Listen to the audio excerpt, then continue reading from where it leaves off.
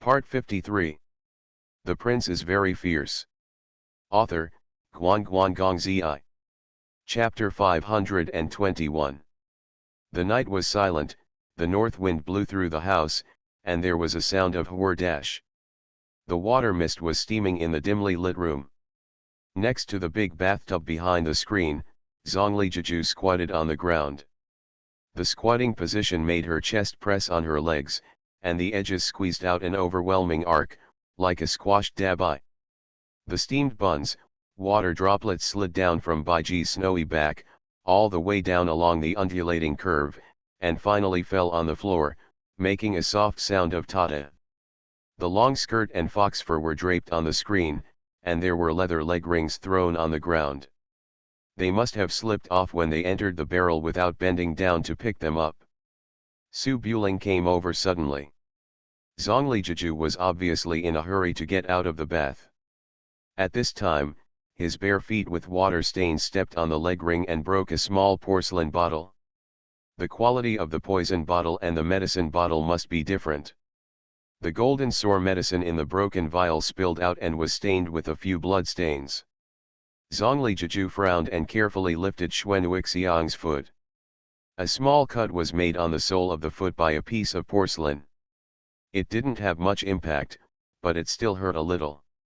Hearing the sound of thud falling to the ground outside, Zhongli Jiju didn't know what to say. She squatted and poked her face out from behind the screen, took a glance, and saw Su Buling, who was neatly dressed and elegant, standing tall and straight. He fell to the ground, his handsome cheeks already livid. Su Buling turned his head forcibly, looked in the direction of the screen, gritted his teeth and said, "Daogong Gugong, doesn't it look like that?" Zhongli Jiju pursed her lips and held it in for a long time. She wanted to laugh but it was inappropriate, so she could only say, "I'm fine. I told you not to let you in. Are you at a disadvantage?" But Wu Kuei.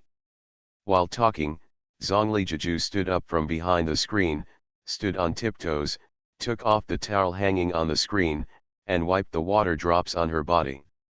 The figure is printed on the curtain of the screen, hazy but clearly visible, exquisite and graceful, indescribable. It's just that the energy and blood are not disordered. It's like eating poisonous mushrooms. The world is spinning, the vision is near and far, and there is no time to appreciate it slowly. After a while, Zhongli Jiju put on a warm white nightdress and walked out from behind the screen with her hair down. She was still barefoot and tiptoeing, causing her to walk with a limp. Arriving next to Su Buring, Zhongli Jiju put away her skirt and squatted down, opened the small bottle of antidote, and placed it in front of Su Buring's nose. The pungent smell rushed straight to the Tianling cap, and soon spread out. The numbness in the hands and feet quickly recovered, and the vision gradually became clearer. "Call." Su Buling let out a long sigh of relief, stood up quickly, frowned and said, "What the hell is this? It's no use holding your breath. Why are you keeping these in the house?" Zhongli Jiju capped the bottle, stood up and walked to the stool in the room, a little funny. "You knew I was taking a shower, but who asked you to come in on your own initiative? You want to take advantage of your sister, but you still have to rely on me to suffer the consequences." Su Buring patted the robe on his body and was a little dissatisfied. "I heard you stepped on the bottle and broke it. What if it was some kind of messy poison? Could it be that I still worry about the protection between men and women and watch you die? If you didn't come over while I was taking a shower, how could I have broken the bottle?" Zhongli Jiju snorted softly, but regardless of whether Su Buling paid other attention or not, he ran in without thinking even though he knew it might be poisonous. At least this concern was not fake. She added, "Thank you. I won't be poisoned by myself. You don't have to be so nervous in the future. When you travel around the world, you will definitely ambush something in the house." While talking, Zhongli Jiju sat down on the small round stool next to the table, looked at the small hole with her bare feet sideways, frowned slightly, but did not take action to deal with it. After all, it would be unsightly for my daughter's family to lift her feet up and check the posture of the solace. Su Buring shook his head, came to the round stool next to the table, moved the oil lamp a few minutes closer, then squatted down and stretched out his hand. Let me see. Zhongli Jiju quickly retracted her feet under her thin nightgown and stared at Su Buling. What did you do? You Central Plains people say, you can't touch a man's head or a woman's feet. How are you like that? Su Buling's expression was calm. He raised his hand and held Zhongli Jiju's ankle, pulled it out, and came close to look at the small wound on it. You are not from the Central Plains. I was born in the Western region, and I am not from the Central Plains. Why do you care so much? There was something strange in Zhongli Jiju's fox-like eyes, and she always felt that Su Buring was scorning her. However, Su Buling looked at the wound carefully and made no movement to cross the line. Zhongli Jiju hesitated for a moment and let him hold it. She rested her elbow on the table and pressed her skirt with her left hand to avoid being exposed. That's true, but we in South Vietnam are very particular about whether men and women should be intimate with each other, but not everyone can touch it. Considering your good intentions, I won't blame you. Just understand. Under the dim candlelight, the graceful lady was wearing a loose nightgown. She was sitting slightly sideways in an elegant manner. Her white bare feet poked out from under the skirt and were held in the man's hand. The other foot was slightly tiptoed, from the lines to the light and shadow.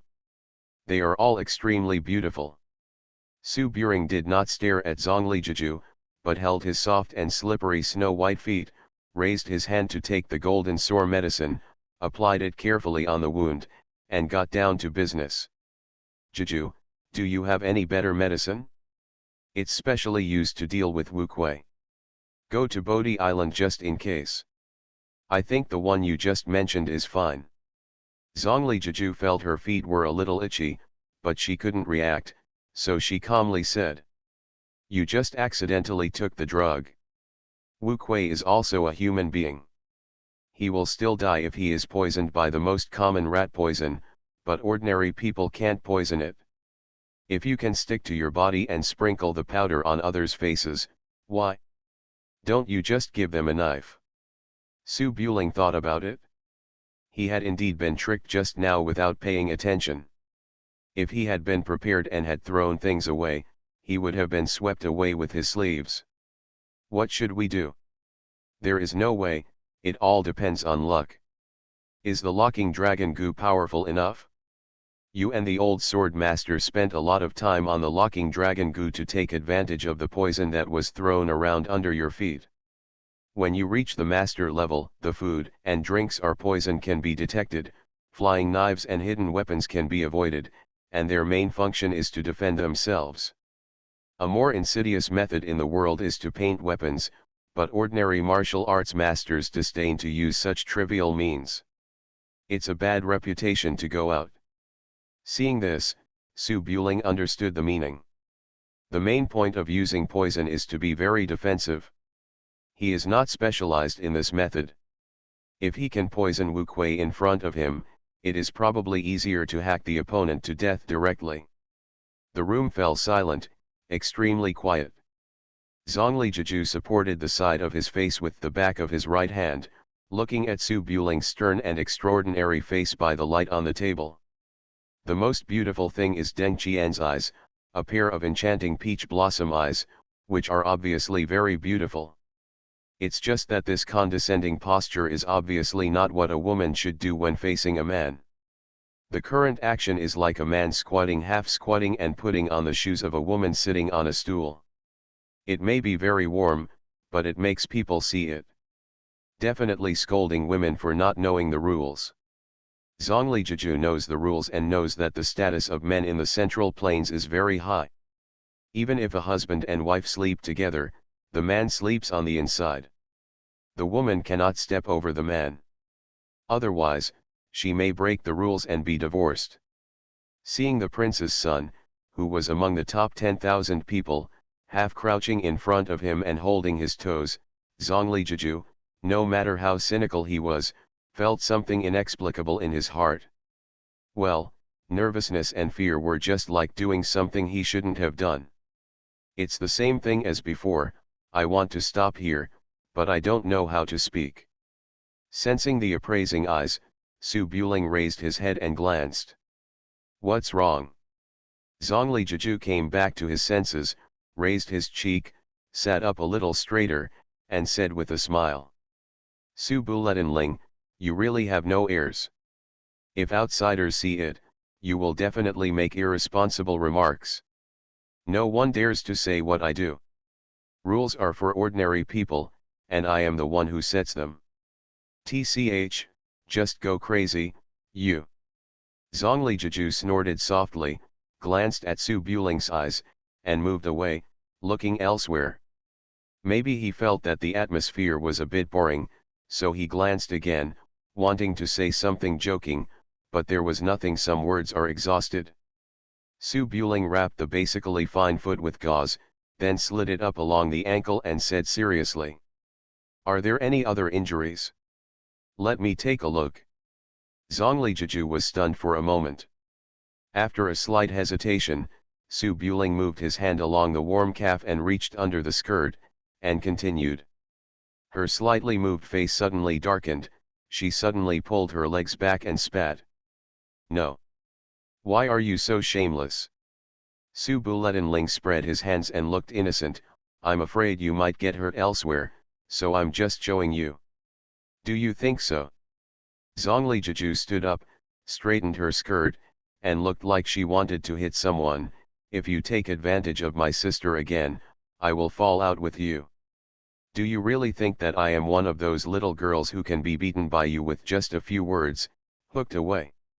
Su Buling stood up with a bright smile. It's just a joke, Miss Jiju, don't be angry. Are you kidding me? You want to eat me in one bite? Zhongli Jiju was obviously a little embarrassed and angry. He raised his hand and said, get out, or else I will poison my sister. Su Buling accepted the request without saying much. After saying goodbye, he turned around and walked out of the room. My door is poisoned, and it's also on the windows. If you're poisoned again, I won't cure it for you. Zhongli Jiju walked to the door. After Su Buling went out, she closed the door and bolted it. Dong dong dong. In the quiet night, the footsteps gradually faded away until they disappeared. Zhongli Jiju stood behind the door for a moment, and after confirming whether Su Ling should go back, she breathed softly and pursed her lips, not knowing what to say. Looking down, I saw that the left foot under the skirt was neatly wrapped in white tulle, and a bow was tied on the instep. The technique was very serious and it looked quite beautiful. How come a grown man is more careful than a woman? Zhongli Jiju muttered something softly and looked at it carefully. Thanks to Boss Unruly Dad for the 50,000 reward, I became the 26th alliance leader in this book. The prince is very fierce. Author, Guan Zi. Chapter 522. The wind and snow all night almost buried the small county town. At the dawn of dawn in the east, the window had turned into a snowfield. The shop assistant held a big broom and swept the knee-deep snow to both sides of the street. The broom rubbed against the street and made a soft sand sound. Ring. In the guest room of the inn, Su Buletinling opened his eyes and fell into a comfortable sleep after running around for days. His fatigue dissipated and he felt comfortable all over. He couldn't help but let out a long breath. Liaoxi County is located in the northern region.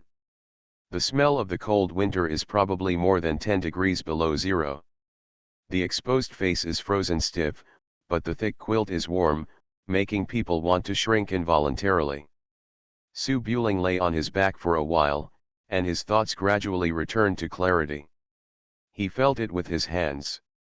The little nightingale and quail were huddled under his arms, holding him like a big thermos bottle. His left leg was still on his body, and he looked like a maid. No, I don't know who warmed whose bed. Su Buletinling opened a corner of the quilt and lowered his head to take a look.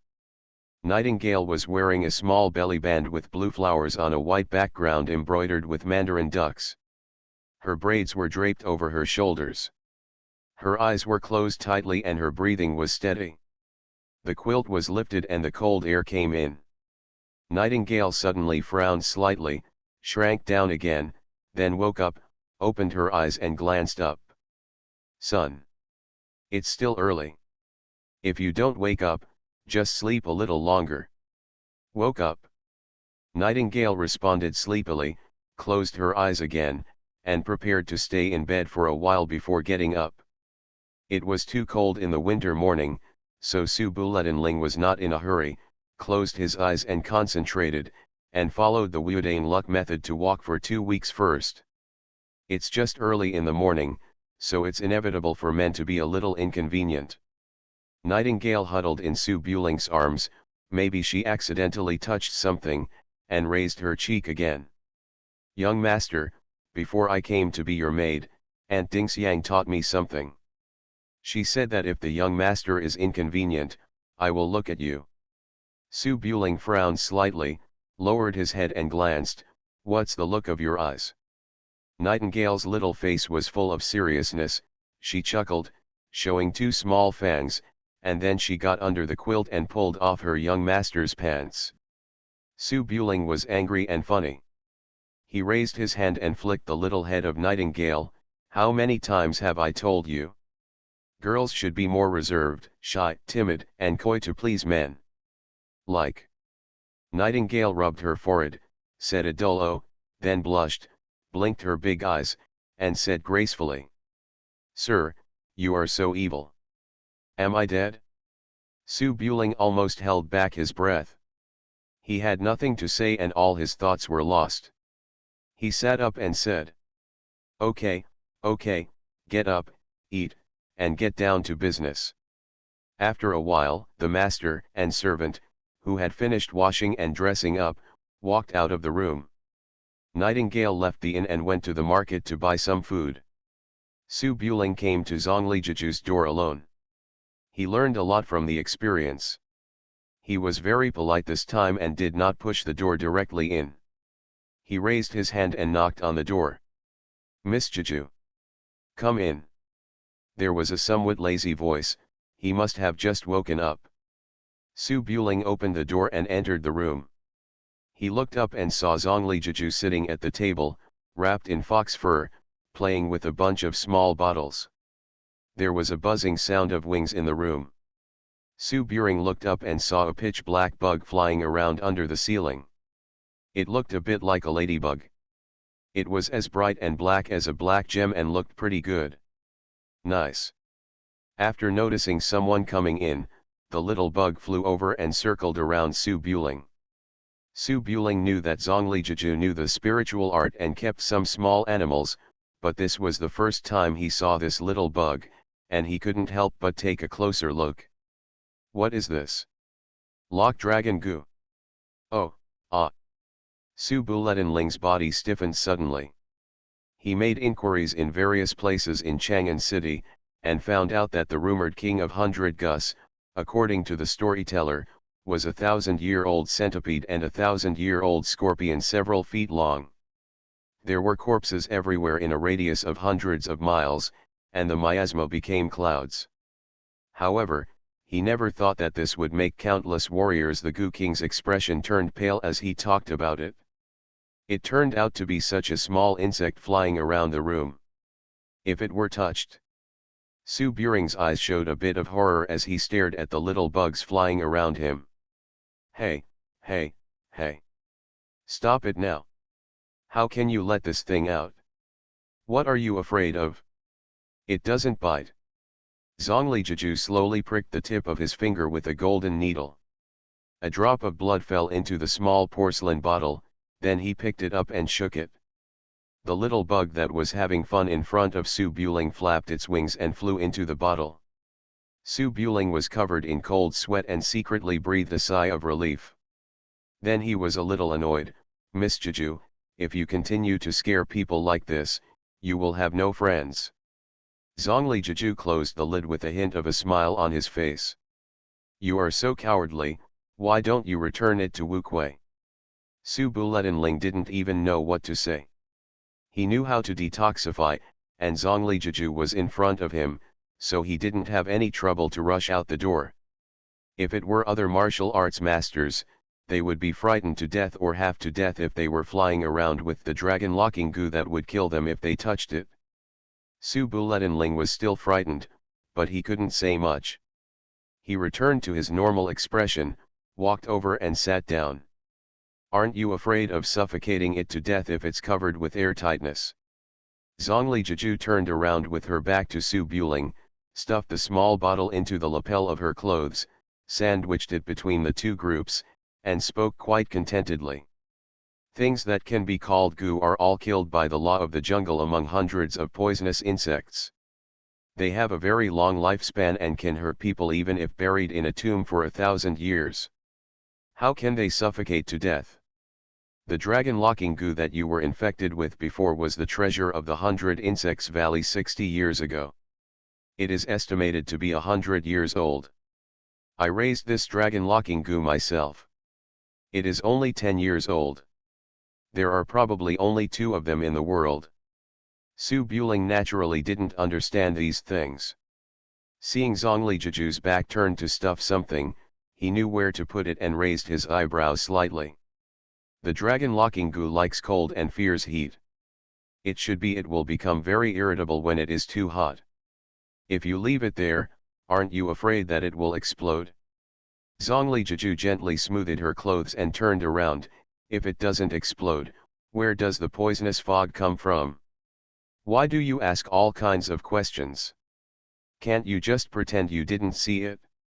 Su Buling chuckled twice. "I just feel it's inappropriate. What if someone accidentally touches it? But if it can be touched, even if it is bitten, it doesn't seem to be a big deal." Zhongli Jiju narrowed her eyes slightly, and naturally knew what Su Buling meant. If it can be touched even if it is hidden under the clothes, it is probably already detoxifying. She snorted. "If it really bites you directly, I guess you won't have time to detoxify. Detoxification requires a woman's yin-yuan to leak out, and no matter how strong a man is, it will take at least half an hour. You have cooled down half a cup of tea, how can you detoxify it?" Su Buling shook his head and said seriously, "That's not necessarily true." Zhongli Jiju narrowed her eyes slightly. Although she was a doctor, she didn't want to talk more about such a thing where a woman would inevitably suffer, so she ignored Su Buling. The two of them sat for a while, and before the nightingale came back, there was a flapping sound outside the window. A small black shadow fluttered outside the window, making a chirping sound. Zhongli Jiju raised her hand to open the window, and the little sparrow, who had been starving and freezing all night, flew in with a whoosh. It huddled under Zhongli Jiju's fox fur and shivered. It looked like it almost froze to death last night. Seeing this, Su Buling asked, "Did you find someone? Chendaizai or Li Han's Hung? How should I know? I can't speak bird language. I guess it saw something." Zhongli Jiju took out a handful of pine nuts and put them in the palm of her hand for the frozen little sparrow to peck at. After the nightingale came back, she followed Su Buling downstairs and walked towards the beach under the guidance of the little sparrow. You are listening to Novels at Bless Up channel. Wish you happiness and luck. Please subscribe to receive new novels. How do you feel about this novel? Please like and leave a comment. The Prince is Very Fierce. Author, Guan Guan Gong Zi. Chapter 523. The sea breeze carries goose feathers and flying snow, and falls on the isolated island surrounded by the sea. Barren grass, dead trees, rocky cliffs are covered by snow, and no birds or animals can be seen on the islands for miles around. Cha-cha-cha dash. The freezing cold wind blew the thick sheepskin fur. Zhenyushan held a long wooden stick and poked at the thick snow. His boots left a long series of footprints on the ground, all the way to the edge of the island. As the old leader of the Qingcheng sect, Zhenyushan used to live in the warm climate of Shu. Suddenly, he came to the cold and freezing Liaxi. No matter how skilled he was in martial arts, he couldn't stand the bone-chilling cold, and condensation formed on his beard and eyebrows. Covered with thick snow and frost. Qiu Fengqing, a descendant of the Beiji sect, was dressed similarly. He was standing hundreds of steps away, probing with a stick in his right hand. Only a small spot was left in the wind and snow. Between the two of them, Li Hanzhong held a compass in his hand and stood on a high place to carefully observe the surrounding terrain. It was freezing cold, white mist was spraying from Zheng Yushan's mouth and nose. He stopped for a short rest, took off the wine bag from his waist, took a swig to make his chest and abdomen feel more comfortable, turned his head and said loudly, "Hanzhong, the island is too big." 3 people stepped on it with their feet. It took 2 days to search the east side. It looks like it will take 7 or 8 days to complete the search. I don't know what's going on over there with Lu Lang. Is there any way to hurry up? Li Hanzhong looked at the compass, glanced at the desolate land, and shook his head gently. In the changing seas, the hairpin left by Zhou Jixian 300 years ago has been overgrown with vegetation and washed away by floods. Now the terrain is so different that it is difficult to find reference objects from back then. Zheng Yushan sighed softly when he heard this. All the manpower brought this time were given to Zulu to encircle and suppress the Zhou family. When the 3 masters came over, no matter how skilled they were in martial arts, they would not be able to see what was under the ground. I am afraid they would have to look for it slowly. The island was deserted and there was no information about it. He didn't even know what was going on outside. Zheng Yushan thought for a while and then said, "If Lu Lang goes to the Tang family, nothing will go wrong, right?" "Something will definitely go wrong, just don't lead people here." "Well." Zheng Yushan nodded and said no more. He tied the wine bag around his waist, pulled out a long wooden stick, and continued to search under the snow. The island is very windy and snowy, and the terrain is rugged. On a small hill half a mile away from Li Hanzhong and others, 3 small white dots were crawling on the snow, their eyes locked on the figures in the distance. It was freezing cold, and in order to prevent the white mist exhaled from attracting the attention of the top experts, the 3 people's faces were covered with cotton cloth. Relying on the long inner breath, it took a long time to take a breath, and their bodies were already covered with a layer of snow, and the snow surface blends into one, making it difficult to detect with the naked eye even if you walk up close. Ding Yuan held his long sword under his snow-white cloak, looked at it for a moment, and said softly, "It's Zheng Yushan and Qiu Fengqing. These 2 people have already entered the Eagle Tower. The one in the middle is probably Li Hanzhong. You 2, please don't scare the snake. Wait until they find the place before attacking." Chen Daizai was dressed similarly and stared at Li Hanzhong in the distance. "Last time I fought against Su Buling in Longtan, my left arm was slightly injured. Li Hanzhong is by no means an ordinary person.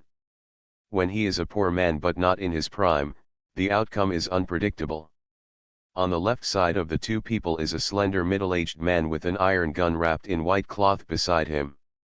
He should be walking around in northern Xinjiang all year round. He is not afraid of wind and snow. He only wears simple military uniforms and has leggings on his wrists and arms. Arm guards.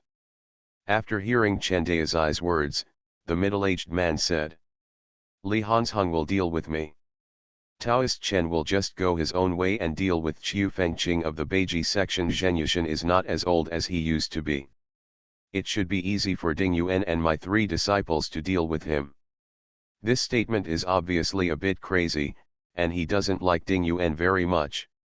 However, Ding Yuan, who was the number 1 swordsman under the king of Chu, did not show any dissatisfaction, because the person next to him was the northern Xinjiang spearman who had just entered the northern Qi dynasty single-handedly a few days ago and fought against the northern Qi sword fairy Yan Huilin in the Tianshan palace. God Chen Chong. Xuechenzi, the gunman, is an older generation in the world. He has been invincible with his Liuhe gun for half his life. It was not until Chen Chong came out of the mountain that it became a situation of two heroes with iron guns. Chen Chong is a rising star. He is only in his early 40s and is in his prime. His physical fitness and explosive power are definitely better than those of Xuechenzi, who is in his 60s. However, he has never been to Jiangnan, so he can't tell the difference. What Chen Chong took away was the Five Tigers Broken Gate Spear, which was different from the smooth Liuhe spear. It was famous for its agility and explosive power. It was both offensive and defensive with speed and agility. It was not very practical in battle, but it was almost impossible to fight alone. This is the peak of long weapons. Ding Yuan met Su Buling in Longtan, and even after the fight, he knew that something was bound to go wrong on his trip. He hurriedly summoned Chen Chong, who had just returned to northern Xinjiang, to summon Chen Chong. The king of Chu was good at martial arts and liked to make friends with the world's heroes. He also had the responsibility of assisting in border defense. When he went to Taiyuan and other places to patrol the borders on behalf of the emperor, he became acquainted with Chen Chong. Chen Chong committed a murder when he was young, and it was only after the king of Chu made peace with the Criminal Investigation Department that he was able to take root in northern Xinjiang and open a martial arts gym. Now that he had the opportunity to need help, he naturally obliged and brought over his direct disciples. Let Chen Chong of northern Xinjiang deal with Li Hanzheng, who has never showed off his skills. Although he may not be able to win completely, everyone knows the truth of Tianji's horse racing. Ding Yuan is the only one with a low-grade horse, and there are military commanders on both sides. Chen Daozai may not need half a cup of tea to kill Qiu Fengqing. As long as he kills Qiu Fengqing, Chen Daozai can assist Chen Chong in killing Li Hanzheng. At the level of Grandmaster, almost all of them are geniuses with full experience and talents. The gap is difficult to be so big that one person can challenge Tu Wuquei alone. Among the people living in the contemporary era, it is estimated that only the young eunuch Jia has this ability. Li Hanzheng rarely shows off his skills. Even if he is really the number one in the world as predicted by the Jianghu people, Chen Daozai and Chen Chong are still very sure to kill him. Ding Yuan analyzed it for a while and felt that he had a good chance of winning, so he didn't say anything more and quietly lay on the snow and continued to wait. It was windy and snowy on Bodhi Island, and the sound of waves crashing on the shore and howling wind was almost shrill, and no other sounds could be heard at all. Ding Yuan and the others lay motionless on the hillside, watching Li Hanzheng search inch by inch on the snow. After about half an hour, a woman's voice suddenly came from the wind behind them. "Don't touch my legs." The voice seemed to be absent, with a bit of shame and annoyance, and was almost completely covered up by the wind. But the people present were all top experts, and they could still hear it clearly. Chen Daozai and Chen Chong stared at each other. Since the people behind said it was not important, they must not have found their traces yet, so they did not move. But Ding Yuan obviously didn't have the determination, so he hurriedly grasped the hilt of the sword and looked back. At this glance, the world seems to have become quiet. Su Buring, Jeju, and Nightingale followed the little sparrow shivering from the cold to the seaside. Because he had to go to the island in heavy snow to search for potential enemies, he had to hide his tracks. Su Buling was also prepared. He wore a white cloak and did not carry a long sword. His swords were staggered around his waist and wrapped in white cloth. "Having nearly starved to death in the wilderness last time, I brought some bacon and flatbread as dry food this time." The port on the seaside was deserted, and obviously no fishermen went out to sea during the heavy snowfall. There were only 2 abandoned small fishing boats abandoned in the harbor. Su Buling went down to the water's edge and pulled out the boat that had been there for who knows how long. Although it was a bit old after being exposed to the wind and sun for a long time, Bodhi Island was only a mile away. Even if it sank, he could swim back, so he would just use it. Zhongli, Jeju and Nightingale got on the boat. Su Buling found an old oar and sailed the boat out of the harbor, heading towards Bodhi Island in the waves. The sea breeze is strong and the waves are undulating. The boat followed the guidance of the little sparrow and soon arrived near a reef on Bodhi Island. The black reef was covered with shellfish. A relatively new fishing boat could be seen parked between the two rocks, hiding very secretly. The anchor it was pressed down with stones, and there was nothing on it except the oars. Su Buling rowed forward and carefully inspected the ship, but found no useful clues. Zhongli Jiju held the little sparrow in her palm and asked softly, "Did you see someone docking in a boat?" The little sparrow flapped its wings twice, chirp, chirp. Su Buling was confused. What did it say? How do I know? Zhongli Jiju glanced at Su Buling helplessly, and thought for a moment, it must have seen the people it saw docking here before coming back to report. It came back an hour ago, which means it just landed not long ago. Look, we came on time. Where did you go? Zhongli Jiju shook his head. It's too sudden for a bird to appear in the middle of winter. Someone must have seen it before it came back, otherwise it would have followed it to the end. The little sparrow flapped its wings twice. Although it couldn't speak, it could still guess the meaning of "I am smart." Su Buling thought for a while, then took Zhongli Jiju to the reef. He turned around and said, "Nightingale, hide both boats, hide them far away, and then take Yi and watch them in the dark. As long as there are people when you get back, ask Yi to report the news. Don't take action without permission. If the situation goes bad, just run away. Nightingale is very skilled in martial arts and can protect herself." She waved her hand and said, "Young master, be careful." Su Buring nodded, climbed up the rock with Zhongli Jiju, and checked the footprints among the dense trees and dead grass. The traces on the ground were buried by the heavy snow, and it was impossible to see how many people there were. After walking a certain distance, even the traces were gone. Zhongli Jiju was wrapped in a white cloak and followed Su Buling with her waist bent. The opponent was unknown, but at least they were Wu Kuei. If he was not careful, he would be killed on the spot, so he was inevitably a little nervous. The small bottle was held in his hand very tightly, almost touching Su Buling.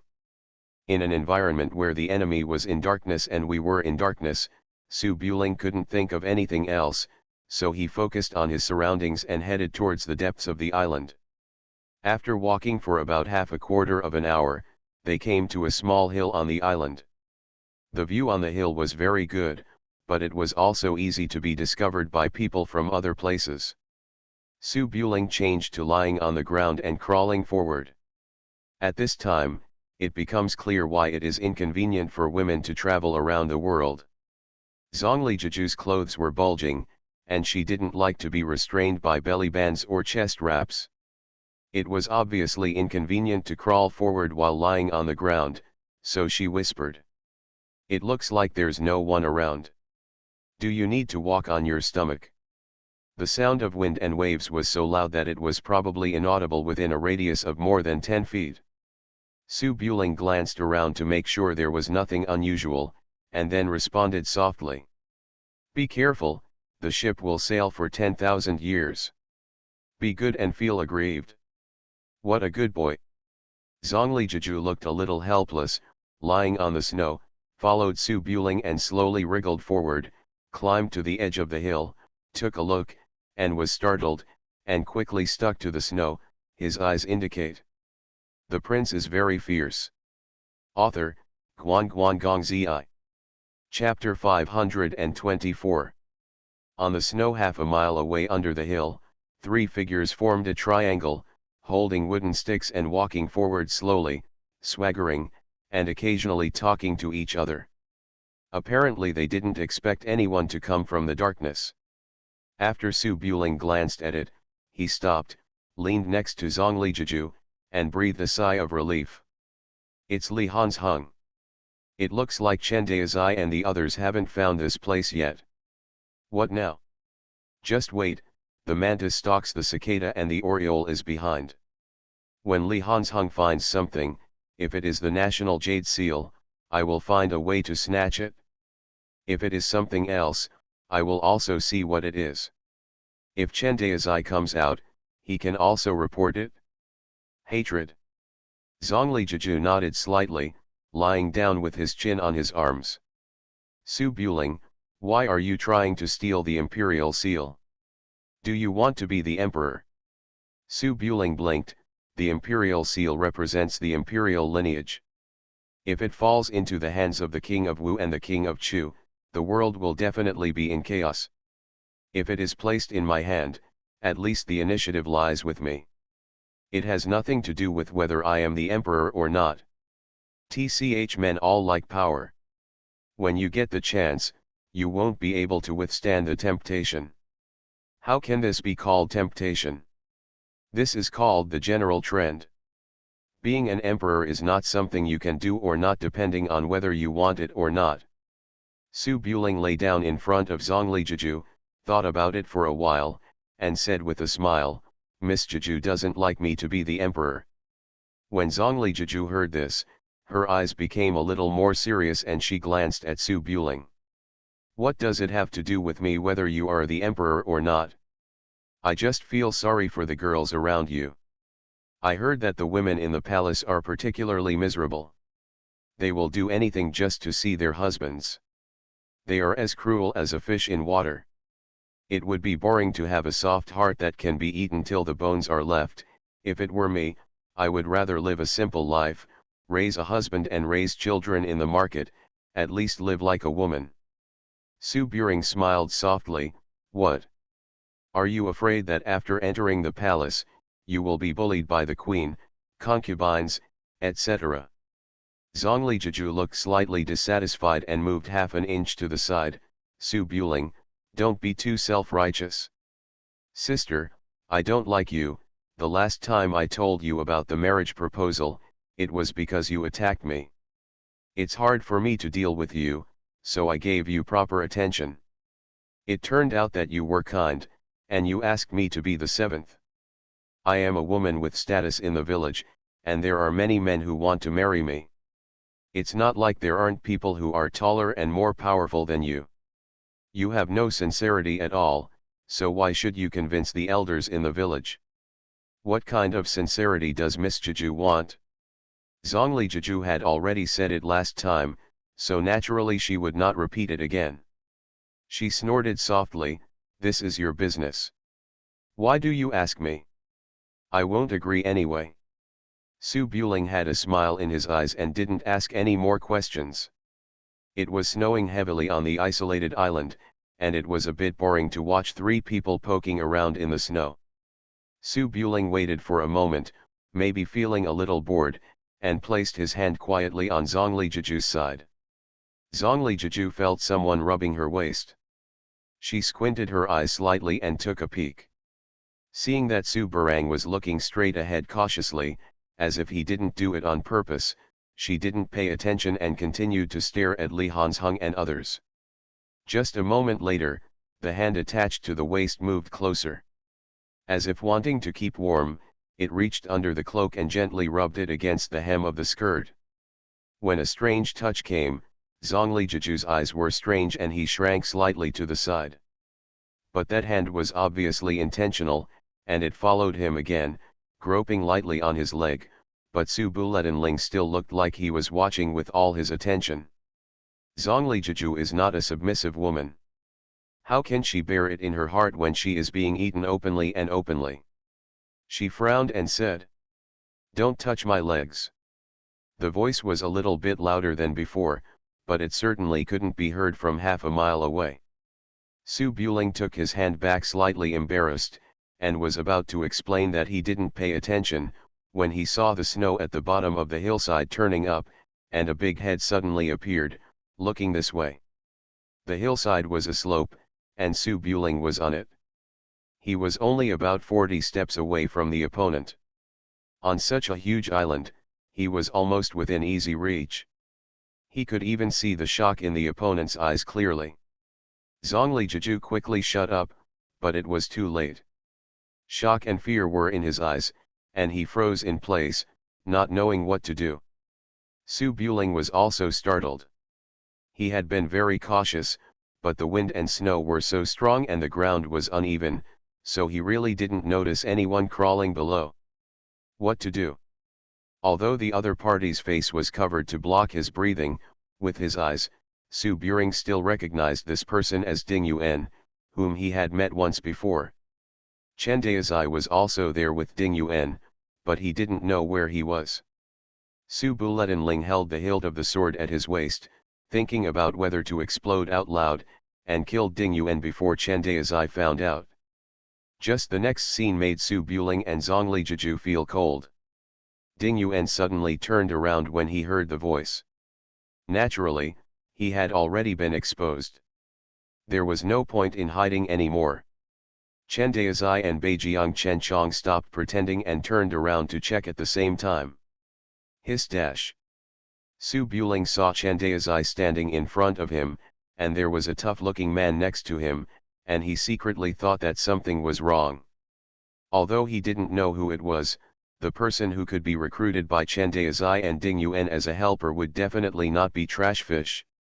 When Chen Daozai saw Su Buling, his eyes darkened, but he made no move.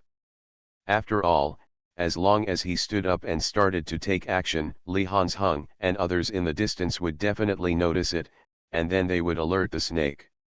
The five people's eyes met like this, and they were frozen on the spot for a moment. Zhongli Jiju's charming cheeks were slightly stiff. Seeing a powerful enemy ahead, she said weakly. "You touch it, I won't talk anymore." Su Buling had no intention of touching his legs.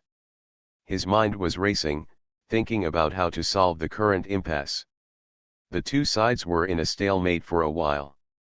At the bottom of the hill, Qiu Fengqing, who was farthest away from Dainglu, suddenly raised his wooden stick and shouted. "Hanzheng, Laozhang, found it? Found it?" This statement is undoubtedly a fuse and solves all current problems. Ding Yuan turned around without hesitation. "Don't let Li Hanzheng take the lead and run away immediately after taking the things." Without any instructions, Chen Daozai and Chen Chong immediately rose from the snow and flew down the hill at an almost terrifying speed towards Qiu Fengqing. When Su Buling heard that he had found something, he naturally would not let Chen Daozai and others grab it. He also got up from the snow and rushed down the hill like a thunderous thunder, followed closely by Zhongli Jiju. At the bottom of the hill, Li Hanzheng and Zhen Yushan breathed a sigh of relief and were about to meet Qiu Fengqing. Qiu Fengqing, who had just used a wooden stick to detect the landmark, was waving his hands with a happy face, when he saw five people jumping out of the hillside on the side, all wearing white cloaks, rushing towards him at an alarming speed in the wind and snow. "Come over." Qiu Fengqing's face changed slightly, and she quickly reminded loudly. "Be careful. There's an ambush." Li Hanzheng had already heard the sound of breaking wind coming from behind, his face darkened, and he disappeared from the snow in a flash. Zhen Yushan pulled out the sword at his waist. He turned around and saw that there were a lot of people coming. 4 of them were too fast to be human. He knew he had encountered a strong enemy and quickly retreated to gather where Qiu Fengqing was. "Beware of Li Hanzheng." Chen Daozai was shocked when he discovered that Li Hanzheng had disappeared directly on the snow. He glanced at the soft snow while running, but in an instant, he noticed that the snow on the right suddenly exploded, and a ghostly black shadow ran out of the snow. He came out, as fast as thunder, and grabbed Chen Chong, who was rushing in the front with a claw in the air. Chen Chong from northern Xinjiang was by no means a person who gained fame in vain. He twisted the steel spear in his hand fiercely, shattering the white cloth covering it. The jet-black spear was like a dragon swimming out of the sea, piercing Li Hanzheng, who was rushing towards him in the air. Chen Daozai knew that the only master present at Dainglu was Li Hanzheng. As long as he was killed, it would not affect the overall situation even if Su Ling was not present. At that moment, he drew the long sword from behind without any hesitation, and rose into the air like catkins, joining Chen Chong. He forced Li Hanzheng up and down. As soon as the expert takes action, he can tell the approximate temperature. Li Hanzhen's eyes narrowed slightly. When he realized that the people coming were Chen Daizai and Chen Chong, he did not show any fear. He accurately grabbed the iron gun that was being stabbed. His body was like a piece of cloth wrapped around the gun body, and he grabbed Chen Chong's throat at close range. However, it was obvious that Chen Chong could not be killed by one blow, so he stabbed the air with one shot, and immediately swept the iron spear and hit Chen Daizai next to him. Chen Daizai took advantage of the situation and struck Li Hanzhen's heart with his sword. Their coordination was flawless and they didn't even need to make eye contact. This shows how terrifying the fighting experience and reactions are. Su Buling was already close and was surprisingly fast. At this time, he had overtaken Ding Yuan and caught up to Chen Daizai. As for the situation, there is no need to analyze it. We can talk to Li Hanzheng, but he has an old grudge with Chen Daizai and Ding Yuan. He must kill a group of people first. The stinky cow's nose will die. The drunken bamboo sword was unsheathed, bringing out a sharp cold light in the wind and snow. Su Buling held the knife in his left hand and whirled like the wind, then turned it into a flying sharp blade. He held the long sword in his right hand and followed closely behind. The two sharp blades arrived behind Chen Daizai almost at the same time. Bite! Chen Daizai noticed the murderous aura behind him, his eyes darkened. He quickly put away his sword and turned around to split the spinning drunken bamboo sword, and then deflected the incoming sword blade. Li Hanzheng let go of his spear and fluttered to the ground. When he saw Su Buling following behind him, he understood instantly and raised his hand to slap Chen Daizai. The three dragons gathered together and formed a 2-on-1 situation without communication. Chen Daizai was instantly attacked from both sides, and his opponents were all outstanding figures of the contemporary era. Even if he had the ability to communicate with the gods, he would not be able to do it with ease. He turned to the attack, tapped his toes on the spear that Chen Chong was sweeping over, and quickly dodged sideways, widening the distance. Su Buling ignored the others and chased after Chen Daizai with the long sword in his hand. At the same time, he caught the split drunken bamboo knife, held the slender blade upside down, galloped like a flying horse, and slashed at Chen Daizai 3 times in a row. Ding ding ding ding. A series of sparks exploded in the air. Chen Daizai lost the opportunity and fell into a passive position, forced to retreat continuously. Li Hanzheng was entangled by Chen Chong, who had withdrawn his gun, and they struggled together. The swordsman Ding Yuan was a little slower and avoided the rushing Su Buling, and had just joined the melee at this time. Zheng Yushan and Qiu Fengqing realized that they were evenly matched, so they naturally ran over without hesitation. But before running a few steps, 3 people appeared again on the snow in the distance, also holding iron guns, and surrounded Qiu Fengqing and Zheng Yushan, trying to hold up the reinforcements before the master killed their opponents. Kill! Ah! On the desolate snowfield where there was only strong wind and flying snow just now, swords and swords flashed everywhere in an instant. The prince is very fierce. Author, Guan Guan Gong Zi. Chapter 525. The cold wind howled, and the clash of weapons resounded across the island. 11 people were scattered on a large snowy plain with a radius of 200 steps. The wind of guns and swords wrapped in flying snow instantly turned the desolate island into a Shura battlefield. Su Buling carried a knife and a sword, switching freely and attacking like a tide. In almost the blink of an eye, he forced Chen Daizai to more than 10 steps away. Chen Daizai's sword was broken in the dragon pond. He only had an ordinary sword in his hand. Naturally, he did not dare to fight Su Buling, who was covered with famous weapons handed down from generation to generation. He dodged and blocked the strong attacks again and again with the 3-foot sword. In a moment, the blade was full of gaps. However, after the distance was pulled, Chen Daizai also stabilized the situation. He was not afraid of fighting alone.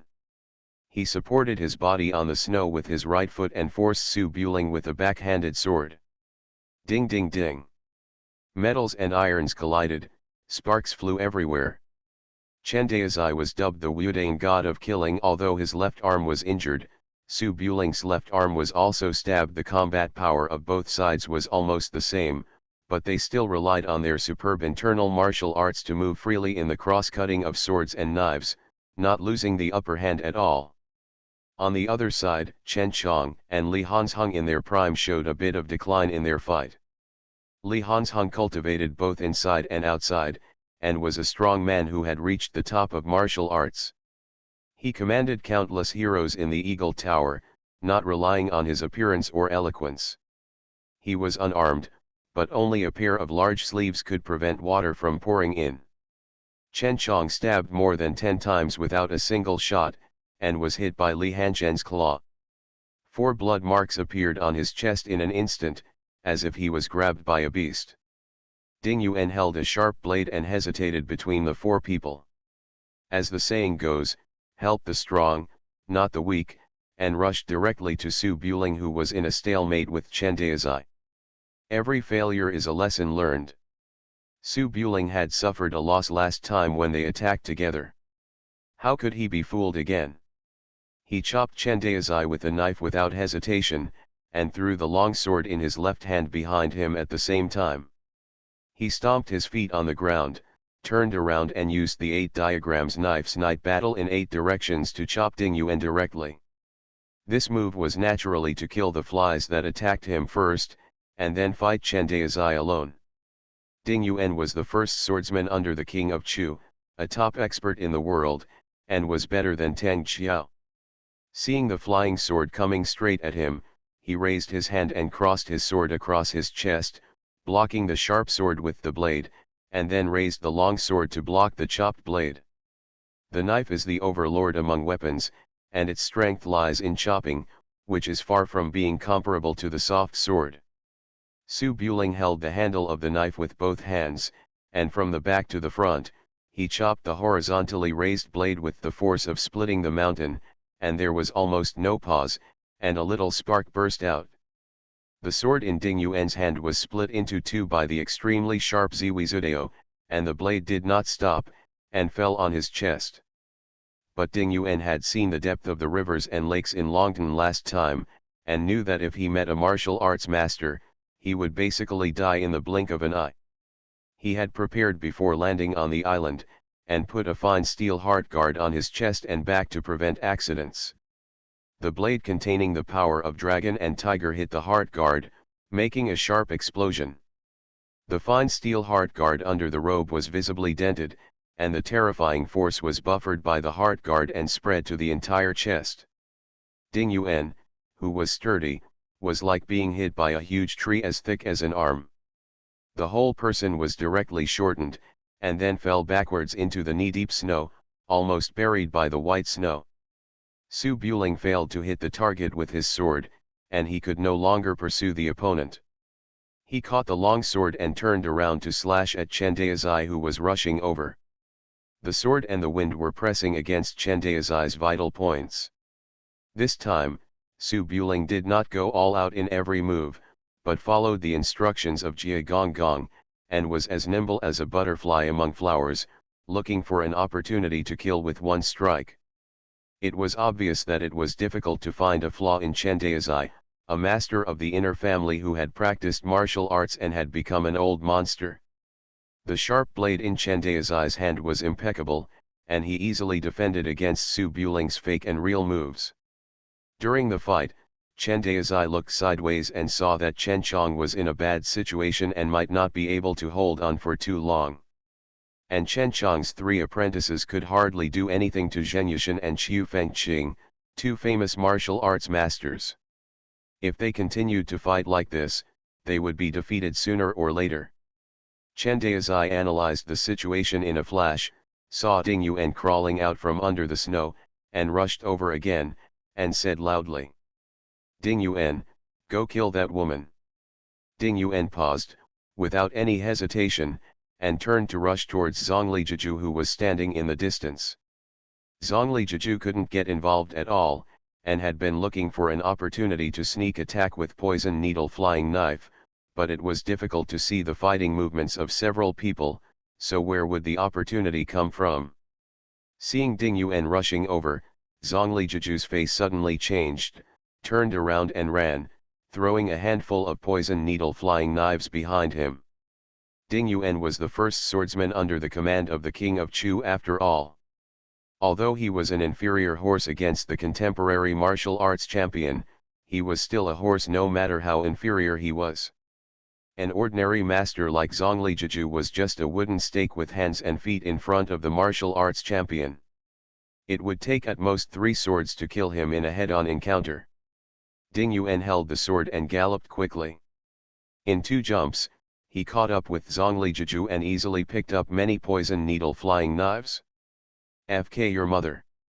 Su Buling's face was furious. Seeing Ding Yuan rushing towards Zhongli Jiju, he had no intention of continuing to fight with Chen Daozai. He avoided Chen Daozai with 2 knives and turned to rush towards Ding Yuan. Chen Daozai took advantage of the situation and flew directly towards Li Hanzhong. Hold him. Ding Yuan heard this while flying and realized that he had become a discarded pawn. However, this matter was of great importance and someone would die. As long as he could complete the task assigned by the king of Chu, he would not be afraid of death. Ding Yuan ignored Su Buling who was rushing towards him, forced himself to increase his speed, and stabbed Zhongli Jiju's back with a sword. Zhongli Jiju is good at concealing his whereabouts. Even Ningyu he can't beat him in a head-to-head fight. If he is placed among people on an isolated island, he is no different than a chicken with no strength. Without the poisonous mist of locking dragon goo to disperse the enemy, Zhongli Jiju could only throw himself to the ground, waved his hand and threw out a small porcelain bottle. The lid of the porcelain bottle was opened, and the small beetle flew out from it, followed by a trail of black mist, but the number was too small, and it dissipated in the cold wind after leaving the bottle. However, the little beetle obviously doesn't rely on this to hurt people. After being kept in a warm bottle for a long time, it has already become irritable and pounces directly on the nearest living person. It's just that bugs are bugs after all. Ding Yuan was already on guard. When he saw a small bug flying towards him, he raised his hand and swatted it away with his sleeve. The little beetle was sucked directly into the snow, but it was not damaged. It emerged from the ground, seemed to have been struck with ferocity, and pounced on Ding Yuan again.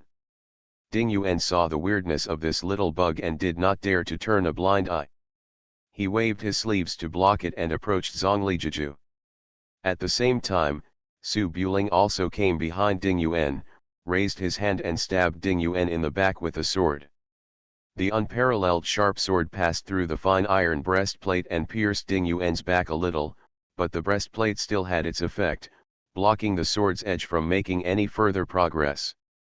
The huge force caused the forward Ding Yuan to lose his balance and fall forward to the ground. He still ignored Su Buling behind him and continued to pounce on Zhongli Jiju without fear of death. A master fights to the death, and the victory or defeat does not take long at all. Li Hanzhong on the other side faced the joint attack of Chen Chong and Chen Daozai from Wu Kui's first echelon. One soft and one strong complemented each other. He was obviously at a disadvantage and was beaten back steadily. Seeing that the situation was not good, Li Hanzheng's robe suddenly bulged, turning softness into strength. His fists rushed out from the sleeves of his robe, hitting the spear that Chen Chong had raised to block, knocking Chen Chong back dozens of steps, and landed on the snow, leaving an obvious big hole. Beijiang Chen Chong flew back. He had stabilized his figure in the air and was about to land and rush back. Suddenly he heard the sound of breaking wind behind him. He turned his head and looked out of the corner of his eye, only to see Su Buling slashing at Ding Yuan's neck with his knife. Chen Chong and the king of Chu are close friends, and they have great loyalty to the world. Seeing that his companion was about to be killed by a knife, he could not just ignore the death, so he immediately threw the steel gun in his hand and stabbed Zhongli Jiju on the ground. The best way on the rivers and lakes is to attack the place where they must be rescued. If you dare to fight in a life and death fight with a dragster, This will be the end. Su Buling was about to kill Ding Yuan first. When he heard the astonishing sound of breaking wind, he felt a bit chill in his heart. He didn't care about Ding Yuan, who was so close. He stepped on the snow with his feet and flew out, spinning in the air. The sword hit the steel gun that was fired at him. The gun was inherently strong and powerful. The iron gun was forged from fine iron and weighed dozens of kilograms. When Wu Kuei was in his prime, he threw it with all his strength. You can imagine how powerful it was. Su Buling stood in front of Zhongli Jiju and struck the fine iron gun shaft with a knife. The angle only changed slightly, but the unstoppable iron gun still stabbed into the shoulder. An iron spear is no better than a thin and light long sword. If it is penetrated by both sides, the shoulder will basically be useless. Su Buletinling gritted his teeth and groaned. He rotated the blade of the sword with his left hand and placed it on his shoulder. The spine of the sword narrowly blocked the sharp tip of the iron spear. The terrifying force was transmitted from the tip of the spear to the blade, and then from the blade to the shoulder. Su Buling originally flew sideways, turned a right angle, and hit the ground diagonally. Zhongli Jiju was not dumbfounded. He raised his palms to support Su Buling's back. Then the huge force from the iron gun came over Su Buling, causing Zhongli Jiju to frown. Being hit by Su Buling, the two of them slid back. Ding Yuan was almost cut in two, but when he saw Chen Chong coming to the rescue, he got up without any hesitation and swept away the flying bugs with his sleeve, hoping to continue chasing Zhongli Jiju and support Su Buling. But Ding Yuan stood up with his sword in hand and quickly swept towards the snow, only to see a steel gun falling on the snow. There were grooves made by the bodies of two people on the snow, but there was no trace of them. Ding Yuan's movements suddenly paused, and there was some confusion in his eyes. Chen Chong, who had thrown the iron spear, also followed him, wanting to retrieve the weapon and continue to besiege Li Hanzheng. However, he was slightly stunned when he saw Su Buling and Zhongli Jiju disappear. Where have people gone? Have no idea. Ding Yuan held the edge of his sword and carefully scanned the snow with his eyes, only to see the small beetle that had been driven into the snow emerge again. This time the little beetle did not swoop over again. It seemed that it had discovered that the feeding machine was missing. It turned twice in the air and then quickly got into the end of the groove like the wind. Ding Yuan frowned and bravely ran to the groove. He followed the traces and saw a black hole at the end of the groove. It was bottomless and a few steps could be vaguely seen. Ding Yuan looked shocked, knowing that this must be the entrance to Zhou Jiaxian's secluded place, and immediately said loudly, "This is it. Come here quickly."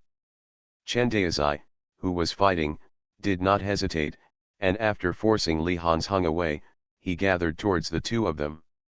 Li Hanzheng also noticed Su Buling's sudden disappearance. Knowing that the entrance had been found, he quickly turned around and rushed towards Zheng Yushan and Xiu Fengqing.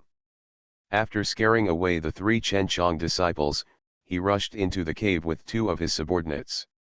During the refinement process, the scheduled release was released ahead of schedule. The serial numbers of the two middle chapters were reversed, and the content has been replaced normally. Thank you Tingmiankuk for the huge reward. You are listening to Novels at Bless Up channel. Wish you happiness and luck. Please subscribe to receive new novels. How do you feel about this novel? Please like and leave a comment. The Prince is Very Fierce. Author, Guan Guangong Zi. Chapter 526. Where have people gone? Have no idea. Indistinct sounds came from above, and there were echoes all around, as if they were in a very closed place. Zhongli Jiju had just been hit by Su Buling and rolled far away. He was so dizzy that he could not figure out the situation. He only felt that his whole body was soft and the man's rapid breathing blew against his ears. Hoo-ho. When I woke up a little, I noticed that my chest was very tight and my arms were hugging me so tightly that it was almost flattening. Su Buletin Ling. Zhongli Jiju frowned, and after feeling carefully, she realized that she was lying on the man's body. When she looked up, she couldn't see her fingers. She could only see a light in the distance, which should be the entrance of the cave she fell into just now. Buzz buzz. The sound of a small insect flapping its wings quickly approached. Su Buling, who was holding Zhongli Jiju in his arms, before he could catch his breath, his expression changed slightly. Quickly, Dazhong, collect your magical powers. Zhongli Jiju reacted and hurriedly took out a small porcelain bottle from under her skirt, opened it and shook it in the air. The sound of flapping wings suddenly stopped as it flew closer, and the surrounding area became completely quiet. Su Buletinling, where is this? How do I know? Su Buling helped Zhongli Jiju up and was about to rush out again to kill Chen Daozai when he heard a sound from above. This is it. Come here quickly. Hearing this, Su Buring reacted immediately. He swept his boots across the ground and found that the ground was flat. He knew that this must be the place Li Hanzhong was looking for. He stopped immediately and took out a fire stick from his waist and lit it. The dim firelight lit up, and the surrounding scenes came into view. Zhongli Jiju stood beside him, her dress and cape were in a mess, her bun was also messy, as if she had just been violently messed up by Su Buling. Her hands were curled up on her chest, with a look of fear on her face. After seeing the fire, Zhongli Jiju quickly regained his calm expression and looked around as if nothing had happened. Su Buring had nothing to say. He looked around and saw that the place the two of them were in was a naturally formed cave. The stalactites above and on the ground were covered with ice. At the entrance was a long staircase, which was cut directly from the stone wall. Until they were at their feet, and they must have rolled down the ladder. The surrounding area is quite wide, but the ground is covered with stalactites, with only a winding path in the middle leading to the depths. The lampstands carved into the stalactites at regular intervals have long turned into black stains. After taking a moment to look at it, the light at the end of the stairs dimmed 3 times. Apparently 3 people rushed in, and Ding Yuan's voice rang out. Su Buletinling is there. Stop him. Su Buletinling frowned. He had already found the place, so there was nothing left to fight. Seeing the other party rushing down, Su Buling took Zhongli Jiju's wrist and ran deeper along the winding path. The sound of breaking stone pillars was soon heard from behind, and then a fire was lit up. 3 more people came in at the entrance of the cave, and Li Hanzhen's gloomy voice came. Kill Chen Daozai first. The cave is extremely deep and empty, and sounds can travel extremely far. When Su Buling saw the 2 groups behind him chasing each other, he would definitely not wait and watch the show. He pulled Zhongli Jiju to move inside the cave, heading deep underground. Zhongli Jiju couldn't fight head-on, but Yin Ren's kung fu was top-notch. Seeing that the surroundings were pitch black, and the pursuers behind him were restricted by the environment and couldn't run too fast, he took out a bunch of small bottles and wrapped them with filaments. He was quickly tied between 2 stalactites, and a lot of poisonous needles were inserted into the ground with the needle points pointing upward. These gadgets may not be able to trick Chen Daozai, but Wu Kuei is also a human being. As long as he is wary of these things, he will definitely have to check carefully. If he accidentally encounters a trick and is caught up by Li Hanzhong, he will probably have to confess on the spot. Zhongli Jiju bent down to set up a trap. The lower part of his waistband under his white cloak was round and round, which looked very impactful from behind. Su Buling held the fire certificate and stared at the pursuers behind him. He glanced down from the corner of his eye and saw Zhongli Jiju's quick hands and feet, placing many of them in one place. He raised his hand and patted her butt. Spread out. You. Zhongli Jiju's eyes were angry, and she wanted to poke Su Buling with a poisonous needle, but Su Buling pulled her away. Now that the situation was critical, she had to swallow her anger and pretend that nothing happened. The 2 people were speeding through the dim cave, and they didn't know how far they ran. Some ancient buildings began to appear around them. Most of the wooden buildings were weathered, and only the stone buildings were still there, with various complicated patterns carved on them. It's a bit like a place for religious worship in ancient times. Zhongli Jiju glanced at it a few times, but couldn't recognize the words on it. He asked doubtfully, "This place doesn't look like it is only 200 or 300 years old. It looks older than some of our old villages in South Vietnam." Su Buling casually glanced at the totem of double dragons watching flying swallows on the building. The totems of the Yan Kingdom during the spring and autumn period are estimated to be thousands of years old. They are either royal tombs or bunkers. Some people in later generations may have found and used them to avoid wars here, so the buildings are old and different. Zhongli Jiju grew up in a village in Nanyu. She didn't even know much about what happened 100 years ago. Naturally, her understanding of the ancient times was not as good as Su Buling's. She nodded in understanding and followed the road. After setting up several more traps, they discovered a wall deep in the cave. In front of the wall was a trench, about 3 feet wide. Through the faint firelight, one could see the stone thorns and several skeletons below.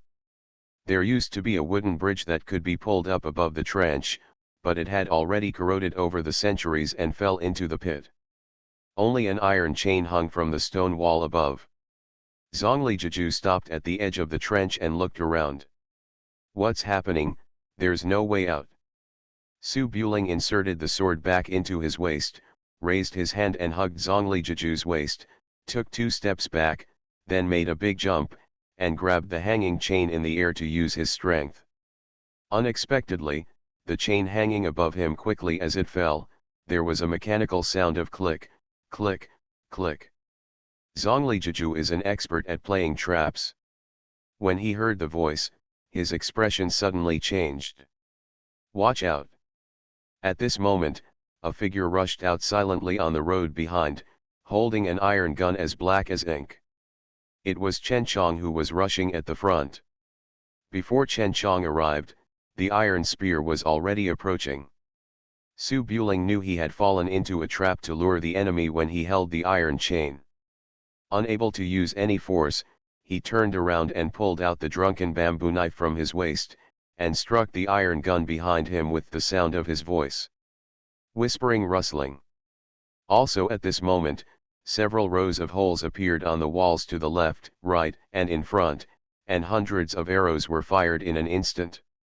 Chen Chong had never fought Su Buling before, so he took advantage of Su Buling's unpreparedness and shot him. Unexpectedly, Su Buling could react.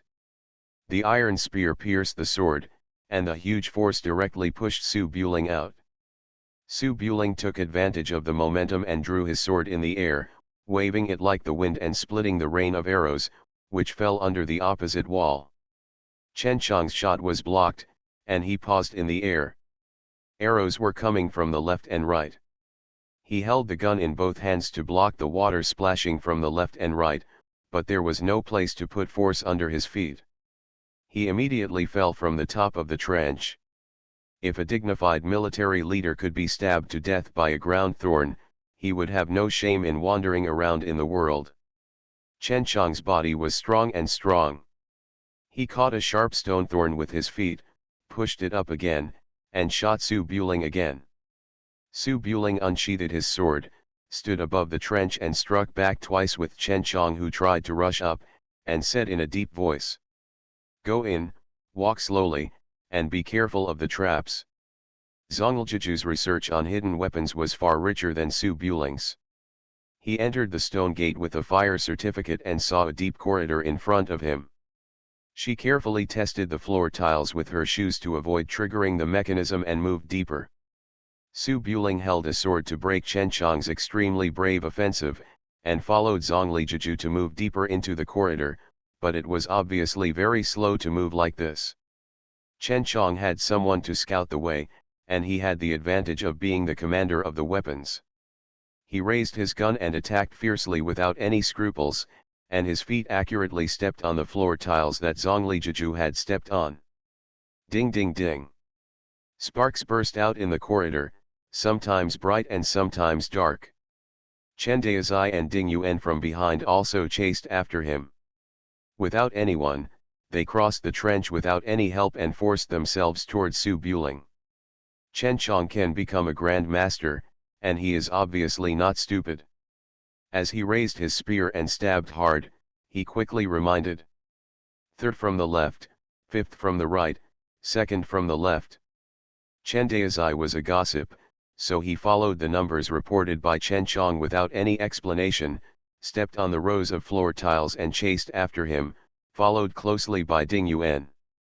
In an instant, the three people arrived in front of them, but the corridor was only as wide as an arm's length, and an iron gun had been blocked. They could only step on the place where Chen Chong had stepped. Obviously, they could not attack together. They could only take the time to use the cold sword from behind Chen Chong. Su Buling couldn't move around, so he could only fight head-on. He also had to take care of Zhongli Jiju, who was back to back. With a little difficulty, he used his strong physique to fend off the incoming iron spear. When he saw Li Hanzheng chasing after him, he attacked, he said loudly at the entrance of the corridor. Third from the left, fifth from the right. Li Hanzheng, who had already followed, was hesitant to enter rashly. When he heard these words, he naturally understood. He was like a Rakshasa wandering at night, with his sleeves and robes fluttering, and he pressed over directly. The corridor was only about 10 feet wide, with no roads left and right. Chen Daozai and the other three were lying in the middle. Seeing that they were attacked from both sides, they had to divide their forces and let Chen Chong guard Su Buling, while Chen Daozai guarded Li Hanzheng. Li Hanzheng also had to step on places that Su Buletinling and others had stepped on to avoid triggering the mechanism. He could only deal with the enemy alone. Zheng Yushan followed the footsteps and took the time to plot. 8 people lined up in a straight line and couldn't step on them casually. It was obvious that they couldn't use real skills.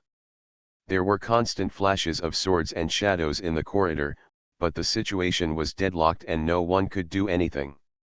If the stalemate continues like this and the three teams move slowly in the corridor, it won't be a big problem. The worst is to wait until they reach a safe place before starting the fight. But not everyone in the world has as much experience as Wu Kuei. After the three teams walked a few hundred steps, Chen Chong's 3 apprentices also caught up at the entrance of the stone gate. They were all covered in colors and looked very embarrassed. Seeing the flash of swords and shadows in the depths of the corridor, Chen Chong and others were caught in the middle. One of the fools among the 3 disciples yelled, "Master, let me help you." Then he rushed in one after another. The prince is very fierce. Author, Guan Guan Gong Zi. Chapter 527. The distance was too far, the lights were dim, and everyone who was fighting with tense expressions did not notice it. Hearing the sound, everyone's expression suddenly changed. Chen Chong, who was fighting with Su Buling, uttered a curse word. Just as he was about to turn around and curse, he heard the sound of ka ka ka ka in the corridor, and the entrance. The miserable screams of the disciples who had been killed were also heard from everywhere. Everyone stopped and looked back, only to see a stone door falling from above, instantly blocking the screams at the entrance. The stone gates were like dominoes, falling one after another under the pull of the mechanism, quickly approaching the crowd. Depend on. Su Buletinling was furious, but there was nothing he could do. There was no need to explore the way at this time. He turned around and picked up Zhongli Jiju and rushed deeper. Li Hanzheng, Chen Daozai and others were not stupid enough to fight at this time. They all stopped and followed Su Buling to avoid being isolated in the corridor by the stone gate. Tap tap tap.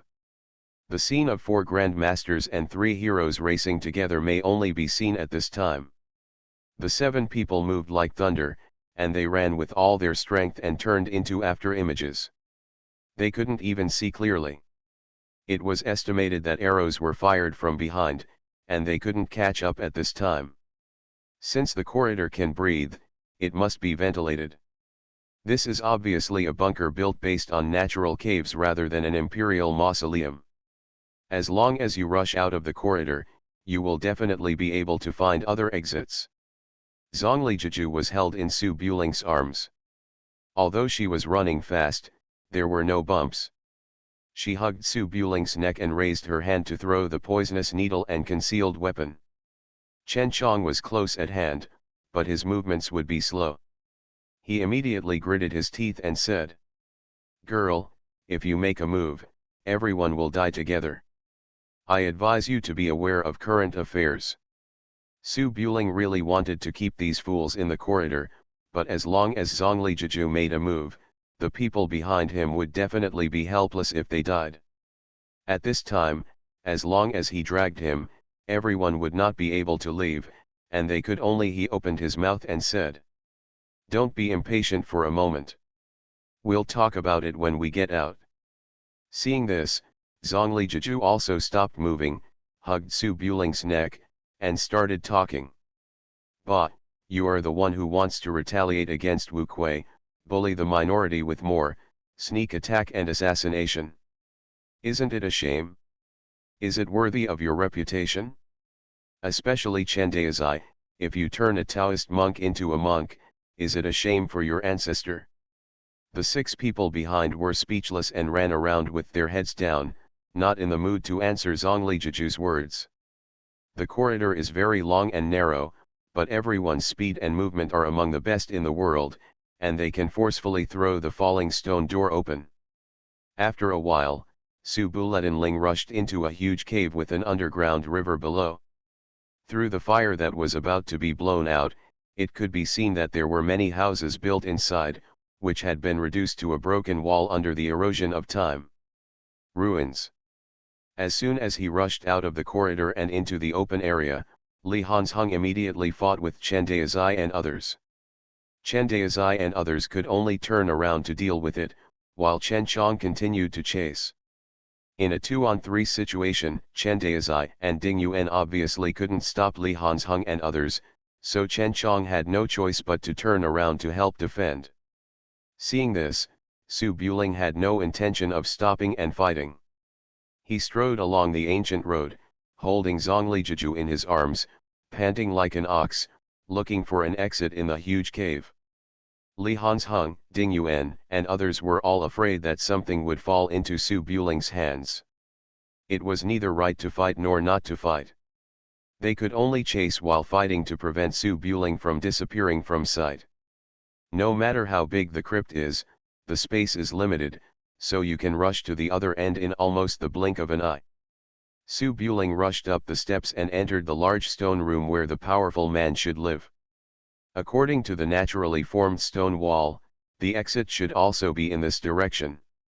The large stone chamber was built according to the specifications of a palace. It is very spacious. The walls are covered with sword wounds, which should be left by someone who practiced martial arts all year round. There are small rooms carved out on the left and right. Su Buling ran a distance and entered the passage behind the stone chamber. After turning a corner, he saw a slightly smaller stone chamber. There was also a passage on the opposite side. Different from the darkness and lack of light in other places, the stone chamber was full of light and piles of light. There were some gold and silverware with luminous pearls inlaid on them, and there was a table in the middle, on which stood a seal with a green body and a gold outline of a coiled dragon pattern. "I'll go." Su Buling knew what this was without being reminded. He noticed that the 6 people fighting behind him had slowed down a bit, and without hesitation raised his hand to grab the imperial seal placed on the stone platform and prepared to rush out from the passage at the other end. But as soon as Su Buling's hand picked up the jade seal, his heart sank, and it was too late to put it back. There was a soft sound of click from under the stone platform, and then the friction sound of falling boulders was heard from both the front and back of the stone room. After 2 sounds of dong dong, the whole world became quiet. Zhongli Jiju kept staring behind him, and when he saw Su Buling stop, he turned around in confusion, only to see Su Buling's handsome face with big beads of sweat hanging on his face, holding a shining jade seal in his hand, standing stiffly on the spot. Zhongli Jiju heard the sounds coming from behind, and his heart sank, knowing that he was blocked. Her face paled a little and she cheered up a little. This is a hiding place. It's impossible to lock yourself in and find an exit. When Su Buling heard this and thought about it, he relaxed a little, put down the jade seal, and looked back. The pursuer seemed to have been locked up outside. He took a few long breaths and raised his hand to wipe his forehead of sweat.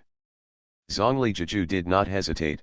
Using the light of the fire seal, he searched for clues in the not-so-large stone room. At the same time, outside the corner of the passage, the 6 people who were fighting in the large stone chamber thought it was not good when they heard the sound of the boulder falling. They stopped and rushed into the passage. When they reached the corner, there was no way out in front of them. There was only a huge stone wall. Not to mention the thickness, the width, and height alone could make people despair. Chen Chong, who was walking in the front, took a look and his face turned pale. He stuck the iron gun on the ground and looked at Li Hanzhong and others who were rushing over. That's it? No need to fight, they have already run away. Li Hanzhong had been chasing for so long, and no matter how strong his physique was, he was exhausted. His breathing fluctuated. He stood in place, 5 steps away from Chen Daizai, and looked at the stone wall. Find an exit, go out and fight again. Chen Daizai wiped the sweat from his forehead with his Taoist robe and shook his head. This bunker is the work of Mochia, built with natural dangers. All the way here, the cave has only front and back but no left and right. There must be only 2 exits in the front and back.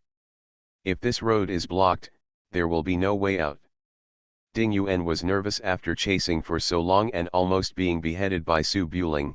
He was so tired that his lungs were about to burst. He sat on the ground with his hands against the wall, panting.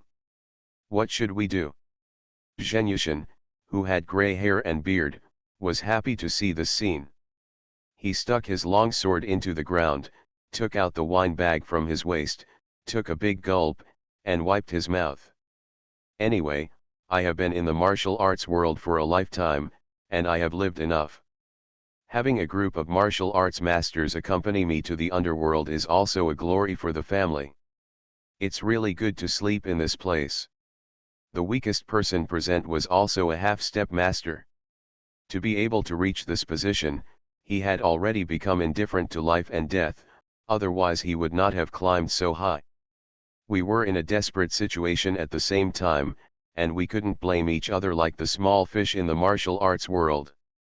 Hearing Zhen Yushan's words, Chen Chong, the spear god of northern frontier, put his hands on his waist and took a few breaths, smiling. Master Zhen has lived a full life, but I have only lived half of it. I died here before I could even warm up my title of Wu Kuei. I guess I can't rest in peace. Let's think of a way. Everyone fell silent, looking at each other in the light of a little fire stick, and there was no other words except heavy breathing. In the rivers and lakes, if you don't covet life and fear death, you won't go far. After finally breaking into a position above 10,000 people, no one wants to sleep forever. Zhen Yushan just made a joke.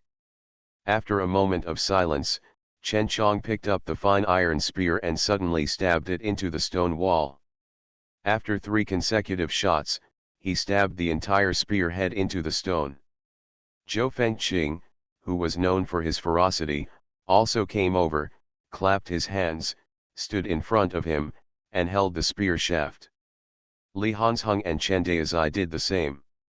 The 6 of them were on the left and right sides, holding the spear shafts and lifting them up with all their strength. Anyone who can be called the best in martial arts, even Chen Daizai who practices the inner family, has at least 1,000 pounds of strength when he goes all out. It is self-evident how terrifying the strength is when 6 people work together. Get up! Chen Chong let out a muffled cry, and the stone bricks on which the 6 people stood cracked with a crack-crack sound, and the fine iron spears were visibly bent. The spearhead inserted into the stone wall caused the stone to crack, and then it broke directly, leaving a gap that was more than a foot deep, but the stone wall did not move at all. Chen Daozai suppressed his inner breath, loosened his hands, looked at the stone wall, and shook his head. Even the broken stones can't be pried open, there must be something stuck, and it can't be lifted up. Ding Yuan wiped the sweat off his face and looked at Li Hansheng. Did you leave anyone outside?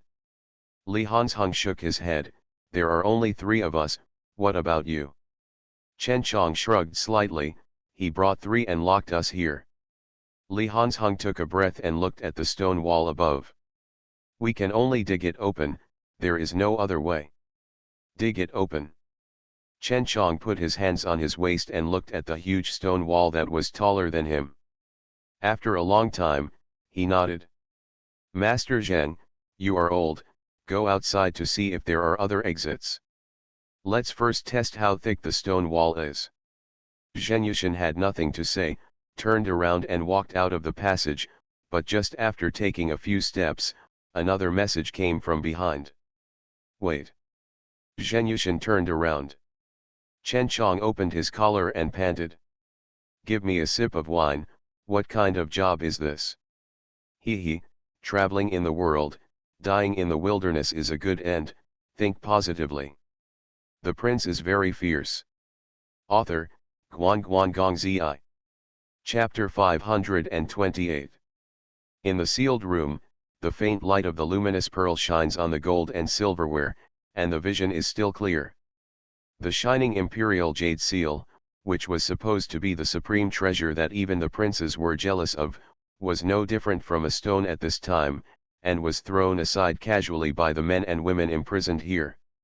Zhongli Jiju extinguished the fire and squatted on the ground, using the light of the night pearl to inspect the ground inch by inch, then removed the gold and silverware and inspected the walls. Su Buling found a corpse in the corner of the stone room. It had turned into bones. However, the accessories on the clothes were not completely weathered. It must have only been dead for a few decades. Su Buling carefully identified it and found the sign between the bones that only the palace officials would carry. He picked it up and wiped off the dust and looked at it carefully. It was made of white jade, which proved that he had a high position. Judging from the skeleton and body shape, it was a man, probably a eunuch. Su Buling had lived in Chang'an for a long time and knew what the jade tablets carried by the eunuchs looked like, which were slightly different from the one in his hand. De Yu inherited the Qi system, and the official positions, laws, etc. have not changed much. This eunuch is probably an important figure in the De Qi palace, at least at the level of a general manager. It has been more than 60 years since the world changed its hands. In Su Buling's memory, in the late period of the Three Kingdoms War, De Qi was unable to recover.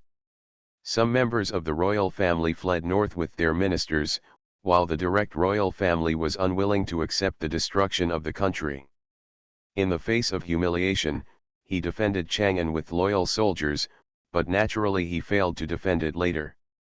The last emperor, you don't need to think about it, you know that he is a coward and a mediocre king. The same is true for the last king of Daqi. He was tied up by his ministers and stayed in Chang'an. After the city was broken, he was able to break through with his guards and wanted to escape to Mobei. At that time, Su Lai led his soldiers and horses to chase him and captured Emperor Qi alive. The Shuolong of Changsha was captured at that time. He then escorted Emperor Qi back to Chang'an, where he meditated in front of the Taiji Hall. Emperor Xiaozong of Dayo since then, he has formally established the country and proclaimed himself emperor. The whereabouts of Emperor Qi are naturally unknown. In unofficial history, he was given poisoned wine, but in official history, he died guarding the tomb in the imperial mausoleum. Even Su Lai probably doesn't know the details. In order to give up the Zen throne to Guozhou, in addition to the imperial edict promulgated by Emperor Qi to the world, a more important token is the jade seal that represents the divine right of kings. From ancient times to the present, all the emperors of the Central Plains have held jade seals to command all directions, claiming to be the common ruler of the world. Although not having a jade seal does not affect the actual power, people in the world will think that if you don't get the jade seal, it means that your monarchy will not be approved by heaven, that is, you will not get the jade seal. If the country is not upright, all the princes can use an excuse to rebel. For example, Su Wang Suyu has the ability to compete in the world, and I have the jade seal but you don't. What kind of emperor are you? Why should I listen to your orders when you are a king? However, Song Ji obviously had a jade seal.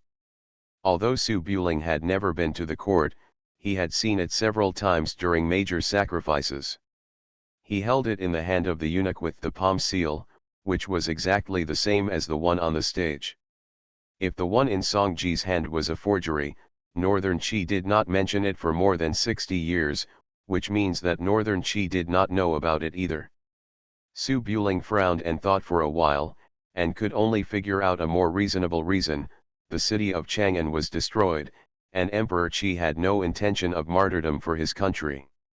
The loyal internal officials were afraid that the imperial system would fall into the hands of the Song family, so they took him with him. Yuxi wanted to go to Mobei, but the Song family found out and sealed the border for inspection. The internal officials fled to Yuzhou with nowhere to go, so they had no choice but to run to Bodhi Island. This bunker left over from ancient times is where Zhou lived in seclusion. Zhou first contributed to the founding of the Qi dynasty and later returned to the court. It is possible that the palace officials knew about it. After clearing his thoughts, Su Buling dropped the jade pendant, looked at the claustrophobic stone room, and breathed gently.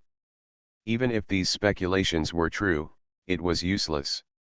If he couldn't get out, he would have to sleep with this loyal old eunuch. This old eunuch is also poisonous. He puts the jade on the mechanism and seals it if touched, so he has no intention of letting anyone take it away. Zhongli Jiju searched for a long time in the stone chamber. The stone chamber was not big, and there were few places where mechanisms could be installed except for the stone platform. Finally, he found a stone strip with a gap on the waistline of the wall, which could be moved. "Excuse me, come here quickly." Zhongli Jiju looked carefully and waved. "There are no arrow holes or other objects in the house. This must be used to open the door." Su Buling looked slightly happy and walked up to him. He didn't dare to move it directly for fear of damaging the switch, and asked, "How to do it?" Zhongli Jiju squatted on the ground, leaning against the stone wall, blowing the fire folds and carefully observing the gaps. "Turn it around, don't use too much force." Su Buling nodded, grasped the stone strip on the stone wall, and rotated it with slight force. After it was fixed, he rotated it in the other direction. Cha-cha. The sound of stones rubbing against each other came from behind the stone wall, as if something was moving. Zhongli Jiju looked in the direction of the exit and saw that the boulder was motionless. When he ran to the other side, it was still motionless. He was stunned. Why is there no response? There is only one mechanism in the house. It's impossible. Could it be broken? Su Buling frowned. There is a swallow's head engraved on the mechanism. It points to one side, which is obviously the direction of the door. I don't know if it has been hundreds of years ago. It may be broken after that. He spun it a few times, but there was still no response. Zhongli Jiju walked back to the stone room in confusion, and scanned around a few times, trying to think of other ways, but the stone room was so big, and he could see it clearly at a glance, so how else could he find it? "Promise, we won't die here, right?"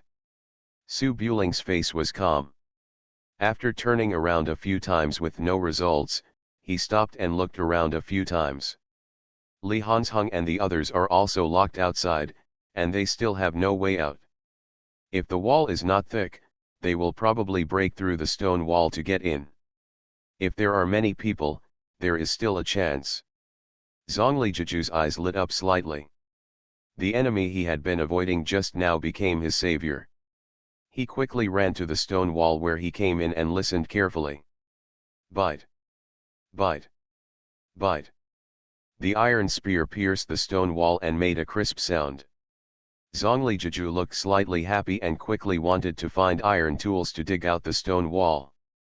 If both parties work together, they should have a chance to get out.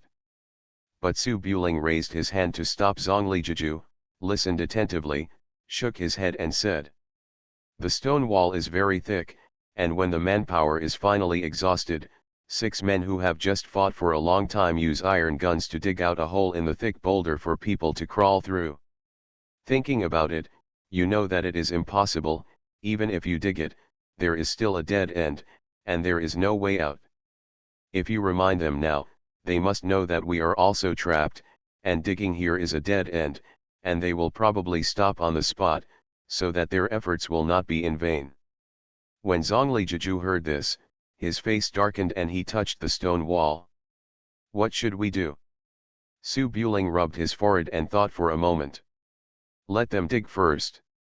Nightingale is waiting outside. After noticing that I haven't gone back, she will definitely come to look for it. There are traces of fighting outside, and they will soon be able to catch up to the corridor. Zulu and the people from Eagle Tower are also coming over. According to the time, it is coming soon. When the time comes, dozens of people will dig together, it will always be faster." Zhongli Jiju pursed her lips, the panic in her eyes not dissipating, and pinched Su Buring's sleeve. "There are more than 20 stone walls in the corridor. I don't know how thick they are. I will dig them all out when they are found." At this time, panic can only be a bad thing. Su Buling showed a calm demeanor and chuckled. "I am the Crown Prince of Su. If I really can't do it, Nightingale goes to leading county to find the county magistrate and mobilizes hundreds of people to come and dig. It will only take a few days without stopping day and night. People will not die from starvation. First, look for a ventilated place. Don't hold it back." Regarding this, Zhongli Jiju smiled reluctantly. "This is a place to hide and take shelter. There must be air outlets, but they are just a few small holes and you can't get out. That's okay. A person can live for 3 days without eating or drinking.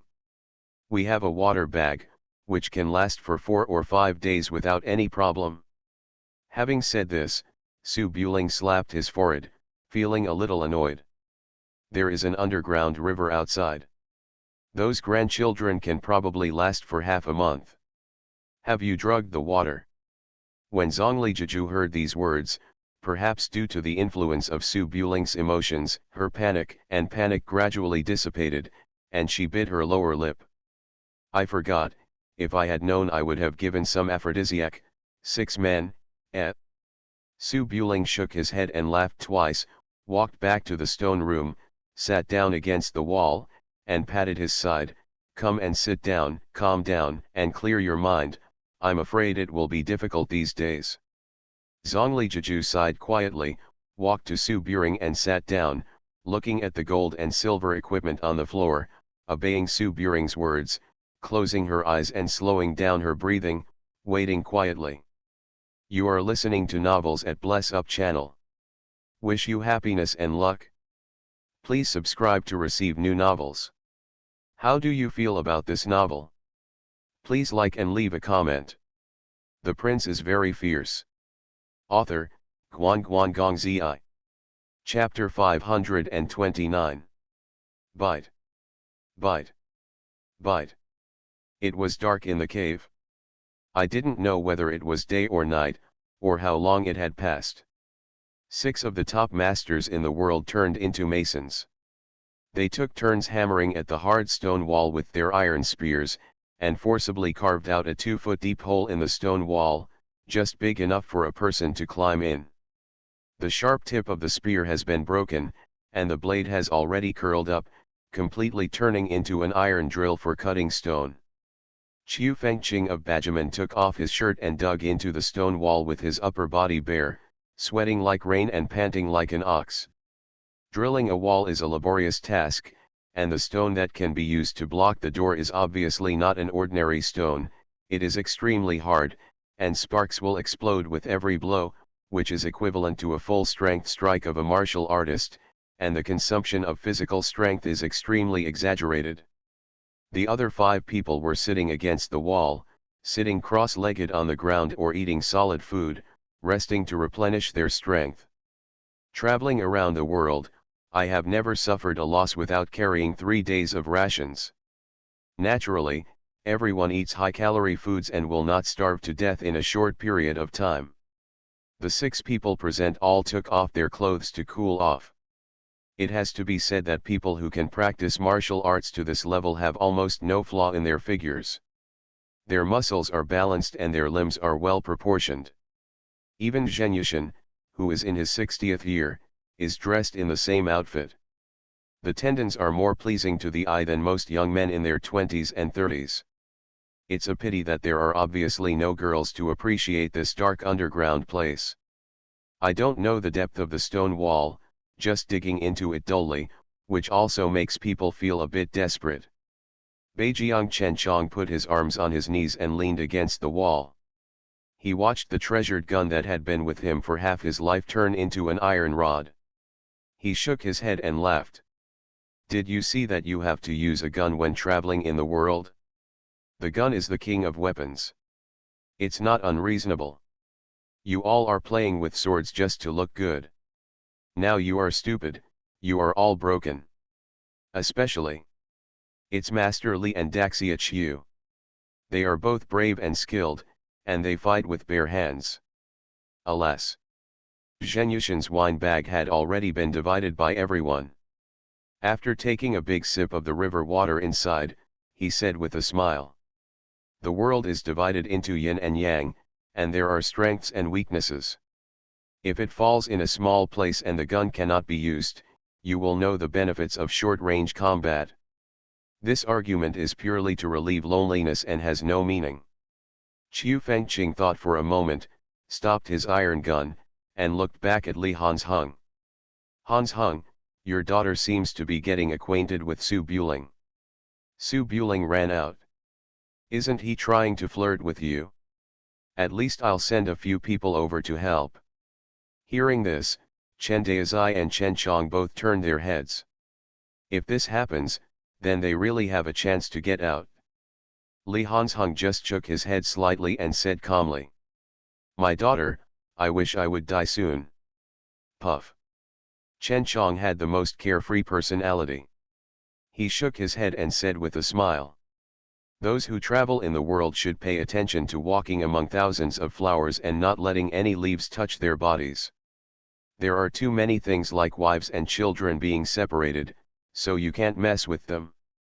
Ding Yuan was trapped here, surrounded by big guys.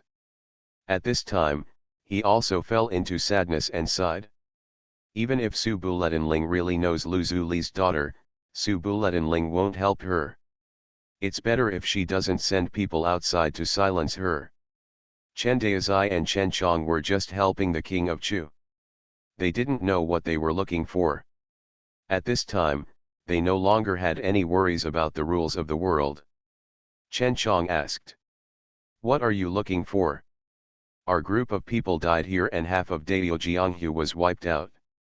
With such a huge price, we can't really be looking for the Tongtian treasure book, right? They have already recognized each other's identities.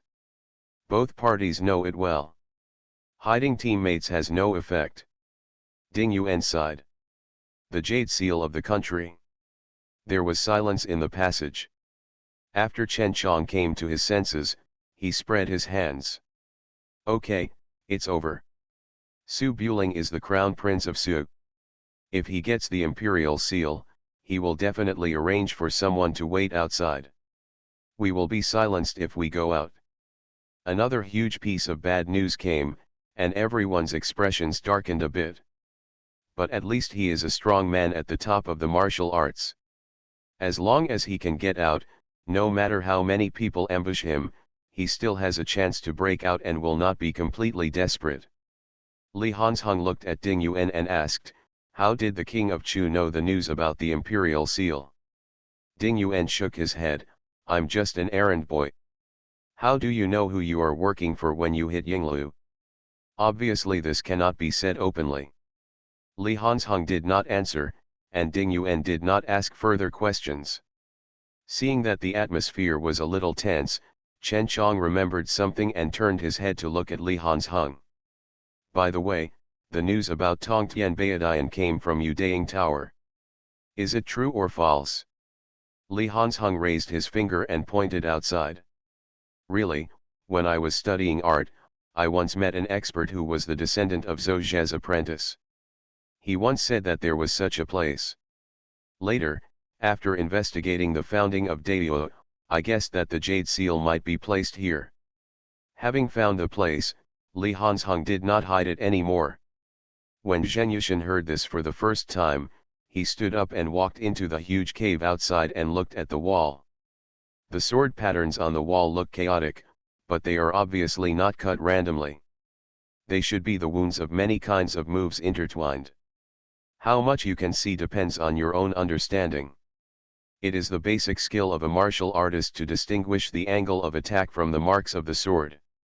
With Zhen Yushan's seniority, he can naturally discern a lot of tricks. Haha, I have practiced a lot. I am the founding god of war of Dachi. It's just that I didn't have the chance to finish it. If you want to start a sect, you can use some to prop up the facade. This statement obviously only attracted the rookies in the martial arts world. Almost all the people present were masters and heroes of their own schools. Even if they learned all the skills, they would only be inspired. It was difficult to improve much. Compared with escaping, these moves were completely unattractive. Everyone fell silent again. Chen Chong, who had rested well, continued to dig the thick stone wall with the iron rod. Ding! Ding! Ding! The faint knocking sound was amplified in the claustrophobic secret room and was clearly audible. The heartbeats of each other were also clearly audible. Zhongli Jiju hugged her knees, leaned her cheek on Su Buling's shoulder, and counted silently. 3,247, 3,248. The number was so large that it made people despair, and the time was so long that it made people suffocate. It seemed that they had been sitting in this small space for half a lifetime. Just now, Zhongli Jiju was still worried that the 6 people outside would go crazy and kill on the spot after digging the stone wall and finding that this side was also a dead end. But at this moment, Zhongli Jiju was looking forward to the other party coming in. At least the thrilling chase and fighting would make people know that they are alive. Or dying under the sword quickly would be better than this long and desperate wait. In a daze, Zhongli Jiju even doubted whether he was dead. It felt like he had been sitting here for many years, but when he came back to his senses, the knocking was just a few times. After a long period of loneliness, Zhongli Jiju couldn't help it. He opened his eyes and looked at the handsome man next to him. Su Buling, can you say something? The voice was very weak, without the cynicism and smile of the past. Su Buling opened his eyes, thought for a while, raised his hand and took Zhongli Jiju into his arms, and comforted him with a smile. Take a nap, and we'll go out when you wake up. Hearing the voice, Zhongli Jiju felt alive in an instant, and couldn't help talking. No more sleep, what if I die? Let's chat, anything is fine. Chatting will waste water and energy, and the longer you can endure, the greater the chance. But I can't stand it. How about I talk? I'll die, you just listen. After a short silence, Su Buling took a breath and hugged him tighter. In the past, there was a scholar named Ling Keichin, Su Buling's Ling, on the way to Beijing for the imperial examination. Is there anyone with the surname Ling? Yes, it's rare, don't interrupt. On the way to Beijing for the imperial examination, I went to Lanruo Temple to hide from the rain. The voice was soft and full of magnetism, and people felt at peace from the bottom of their hearts when they heard it. Zhongli Jiju raised her eyelids and looked at the man who was so close to her, and her emotions gradually calmed down. Although they were very close, for some reason, Zhongli Jiju could not hear what the other person said, or she did not listen at all. She just looked at the lips that kept opening and closing, and it was difficult to recover. Ding! Ding! Ding! The knocking sound continued, and after an unknown amount of time, the voice of the word stopped. Su Buling looked down at the raised cheek and raised his eyebrows. How is it, touching? Fahe, that bald donkey, if I meet him, I will break his 3 legs. Zhongli Jiju looked up, and only noticed that Su Buling's lips were dry. She came back to her senses, took the water bag from her waist, opened the stopper, and handed it to Su Buling. Drink some water. Su Buling chuckled and shook his head. I have a strong physique, I can survive longer than you without food or water. You still have a wife at home. What if I drink the water and you die in the end? Drink it quickly. Don't push it, it's old-fashioned. Let's drink together. Life and death depend on God. Zhongli Jiju pursed her lips and looked at Su Buling. After a long time, she smiled. Sister, I am lucky, and you are lucky too. How can you die here? Let's drink together. There are dry food. Think about other things after you are full. Su Buling did not refuse. He took the water bag to moisten his throat, and then moved to Zhongli Jiju's mouth. After staring at her and taking a sip, he took out the big pancake and bacon he brought with him, and ate them slowly, one bite at a time. After eating a small portion of dry food, Su Buling's physical strength, which had been consumed violently, recovered a little. He breathed a sigh of relief and continued to hug Zhongli Jiju. But at this time, the knocking sound outside suddenly stopped. Zhongli Jiju's body stiffened slightly, and after waiting for a moment, she found that it was not a replacement, and looked at Su Buling with a little panic. If even Chen Daizai and others gave up survival, then she and Su Buling might.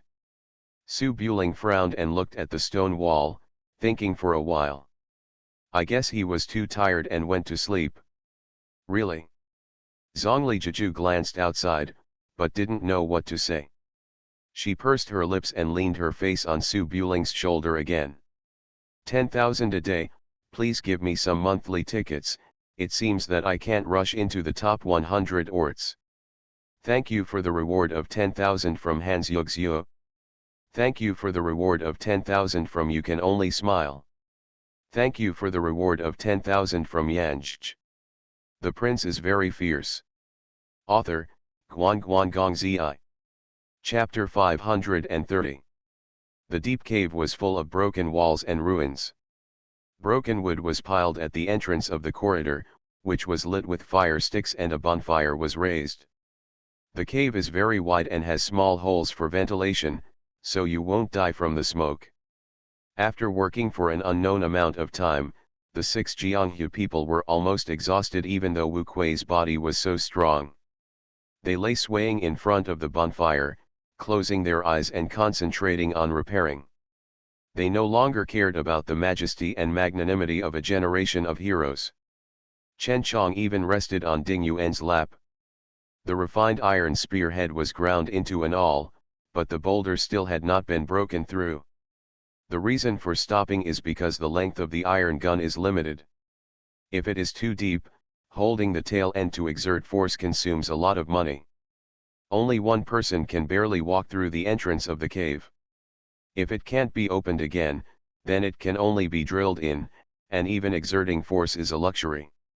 In the current situation, either expand the hole, or crawl in and dig slowly with your sword. Expanding the hole requires twice as much effort as digging into rocks with a long sword, which is impossible if you think about it. It has been said for a long time that manpower will eventually be exhausted, and the 6 of them all understood it, but 6 powerful heroes in the world were blocked by a big stone in the dark underground. Maybe the 6 of them could not even dream. Thought about it? Chen Chong was considered a carefree wanderer from northern Xinjiang. He was exhausted but not sleepy. He thought for a while and looked at Li Han's Hung.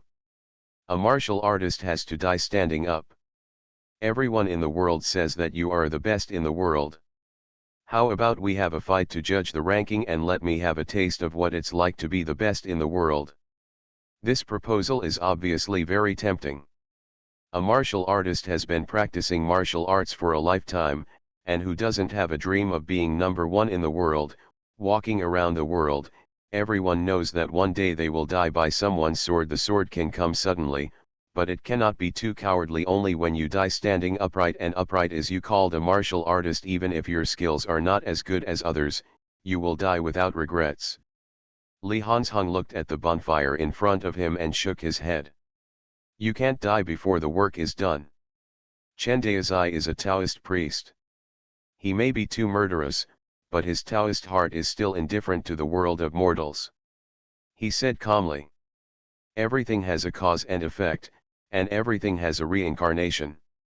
If you look down on gains and losses, you don't have to worry. If you look down on life and death, you can take it easy. Zheng Yushan heard something was wrong, thought about it for a moment, and turned his head. This damn thing seems to be a Zen saying from Buddhism. Who did you deceive you with your stinky nose? Ha ha ha ha. The 6 men laughed at the same time, but quickly fell silent. They looked at the bonfire in front of them, relatively speechless. Bite. Bite.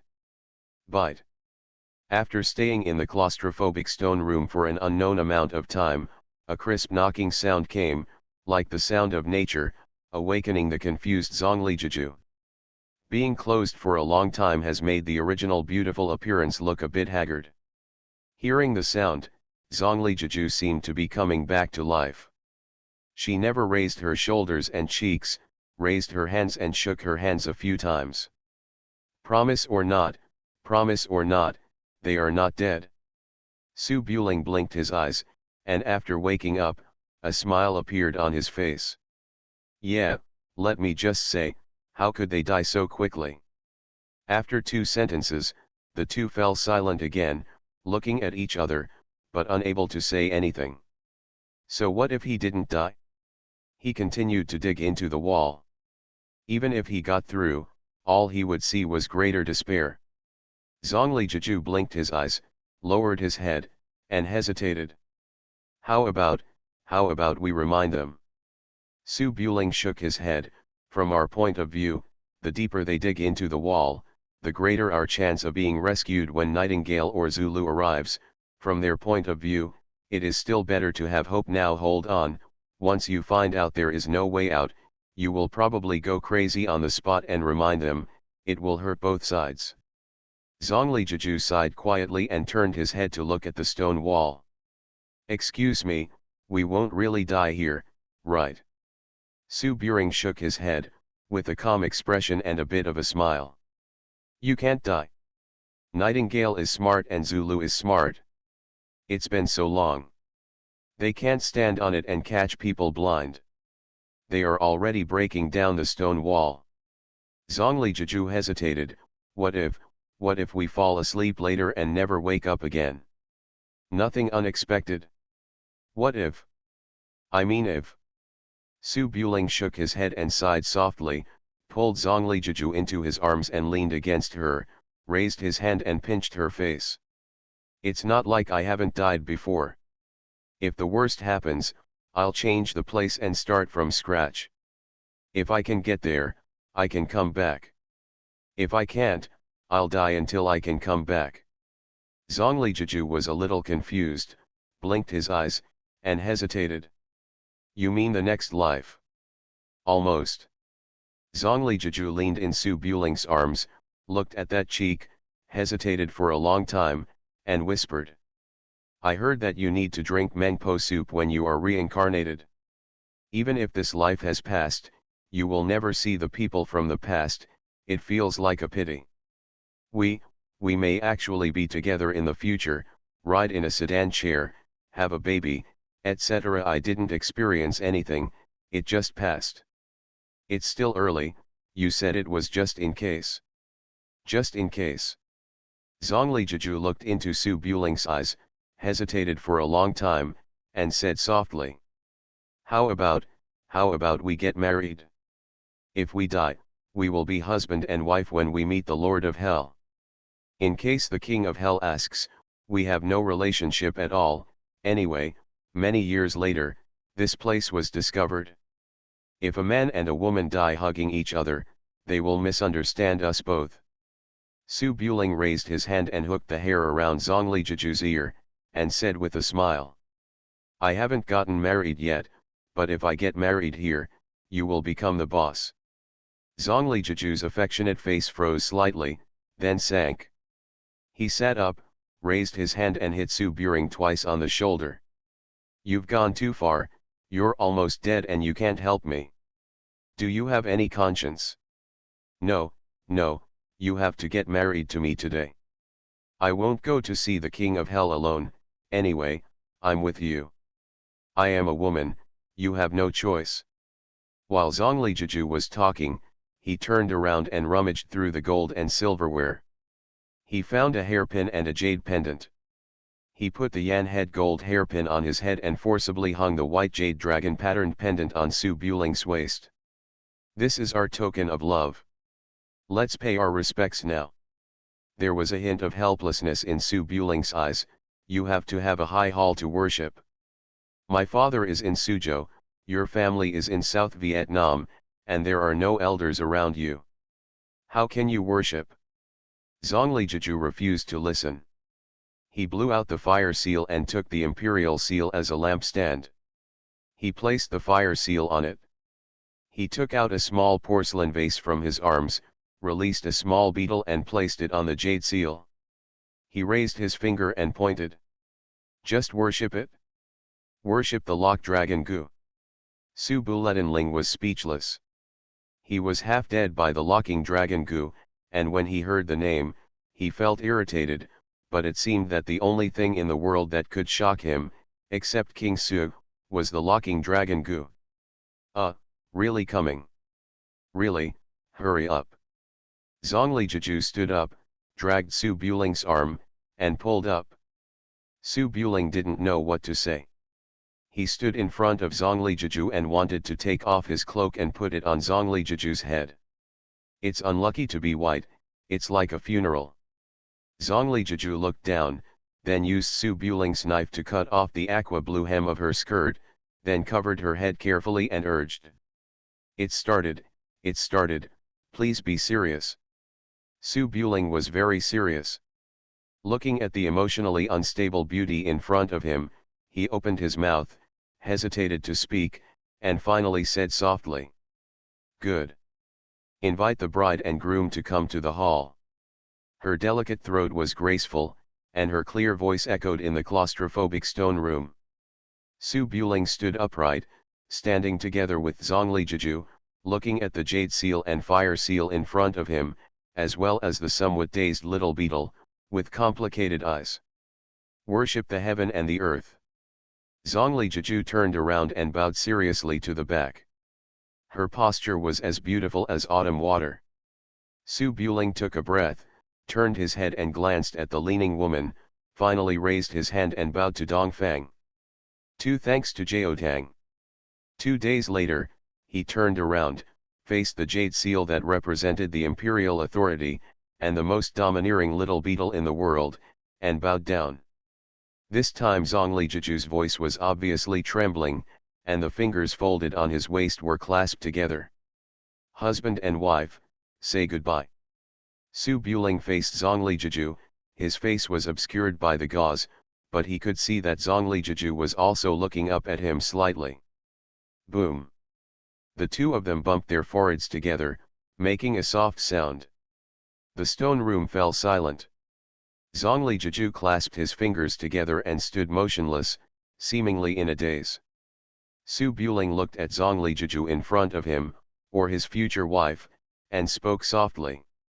After the ceremony, we will send you to the bridal chamber. We don't know when the custom of bridal chambers, and houses in stone caves started. Anyway, it's a long time ago. Located in an underground cave, it seems that it has already arrived without sending it away. Su Buling replaced the weighing pole with the scabbard and lifted the blue hijab that was placed on Zhongli Jiju's head. As delicate and beautiful as jade, it blooms under the weak firelight. It does not apply any powder, but it is born with moving beauty. Zhongli Jiju bit her lower lip lightly and looked at the man in front of her. At this time, she was no longer as frank as before. She was a little nervous. She turned her eyes lightly and finally turned her eyes away and looked at the ground. Su Buling took a step forward and held Zhongli Jiju's hands. Lady. Xiang, Xiangong. Zhongli Jiju's eyes were obviously a little panicked, but when he saw the stone walls around him, he remembered the current situation again. Yes, it's already like this. There's nothing to regret. It's better than regretting after death. Zhongli Jiju mustered up her courage again, temporarily put aside her daughter's shyness, raised her eyes, and got a little closer. Okay, it's over. Just kill me and you'll have no regrets. Su Buling looked down at those misty eyes. Why should I kill you? Zhongli Jiju pursed her lips. I'm scared. I want to die quickly. You can kill me. You can do whatever you want. Su Buling understood what he meant this time and was a little embarrassed. Madam, if I kill you, I really can't tell which of us will die first. There will only be exhausted cows and no damaged land. Zhongli Jiju's breathing was slightly rapid. As the skirt of his clothes rose and fell, he opened his arms and hugged Su Buling. He rested his chin on his shoulders and sounded a bit crying. We still have the strength now, it seems we can't get out. You, just kill me, do it casually, and then strangle me to death. Don't hurt me. I have my eyes closed and I don't know anything. I was so emotionally excited that what I said was obviously stupid. Su Buling held Zhongli Jiju's face, leaned in and kissed her deeply on the lips, blocking her words. Zhongli Jiju's body stiffened slightly, he closed his eyes, moved his fingers a few times, then raised his hand to untie Su Buling's belt. It's not like there's no way out of this cave.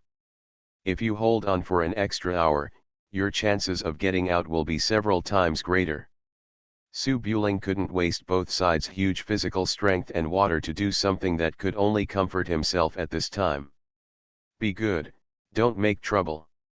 Su Buling loosened his lips, hugged Zhongli Jiju into his arms, sat down against the wall, and gently stroked her back with his palm. I promise, we can get out, don't think about it.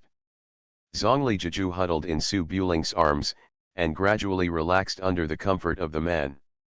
After an unknown amount of time, she remembered something and raised her hand to take out a small bottle from the leg ring. This is medicinal wine, it's hard to drink, but it's also wine, not poisonous. We haven't drunk the wedding wine yet. With a dry mouth, he could even do something like drinking poison to quench his thirst, let alone wine. Su Buling naturally didn't refuse this. He picked up the small porcelain bottle, took a sip from it, and then took it to Zhongli Jiju's mouth. The medicinal wine tasted spicy and bitter when it entered the mouth, without any taste at all, and even made people feel nauseous. However, at this moment, it was hard to get something that stimulated the nerves, and it was also a rare fine wine in the family. Zhongli Jiju drank it with gritted teeth, and her charming cheeks were slightly distorted, and her eyebrows were almost frowned together. It took a long time for her to recover. She stuck out her tongue and wanted to find something to press it, but she was reluctant to touch the few remaining water bags and cakes, so she simply blocked Su Buling's mouth with one mouthful. Woo woo. Su Buling's face was not very good either. The two of them bit each other in great pain, their stomachs were like burning fire, and they didn't even care about their current situation. The smell of wine made their scalps numb. I don't know how long it took, but the two finally recovered. Zhongli Jiju had tears on her face. She parted her lips a little and said in a sobbing voice. You bastard, you only drank a small sip and gave me the rest.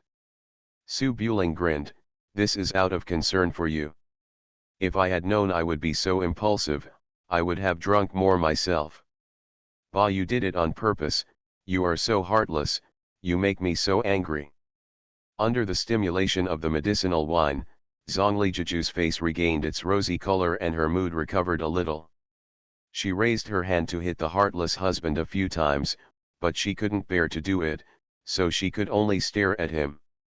Tell me, did you do it on purpose to leave the unpalatable food for me? Why are you so selfish? Shhh. Su Buling raised his finger to signal. Zhonglijuju was like a mad female cat, trying to reason fiercely. Don't talk, there is a sound below. Su Buling looked serious, put Zhonglijuju down, leaned on the ground, and listened attentively. Zhonglijuju was stunned for a moment, then came to his senses and quickly lay on the ground, listening to the movements below.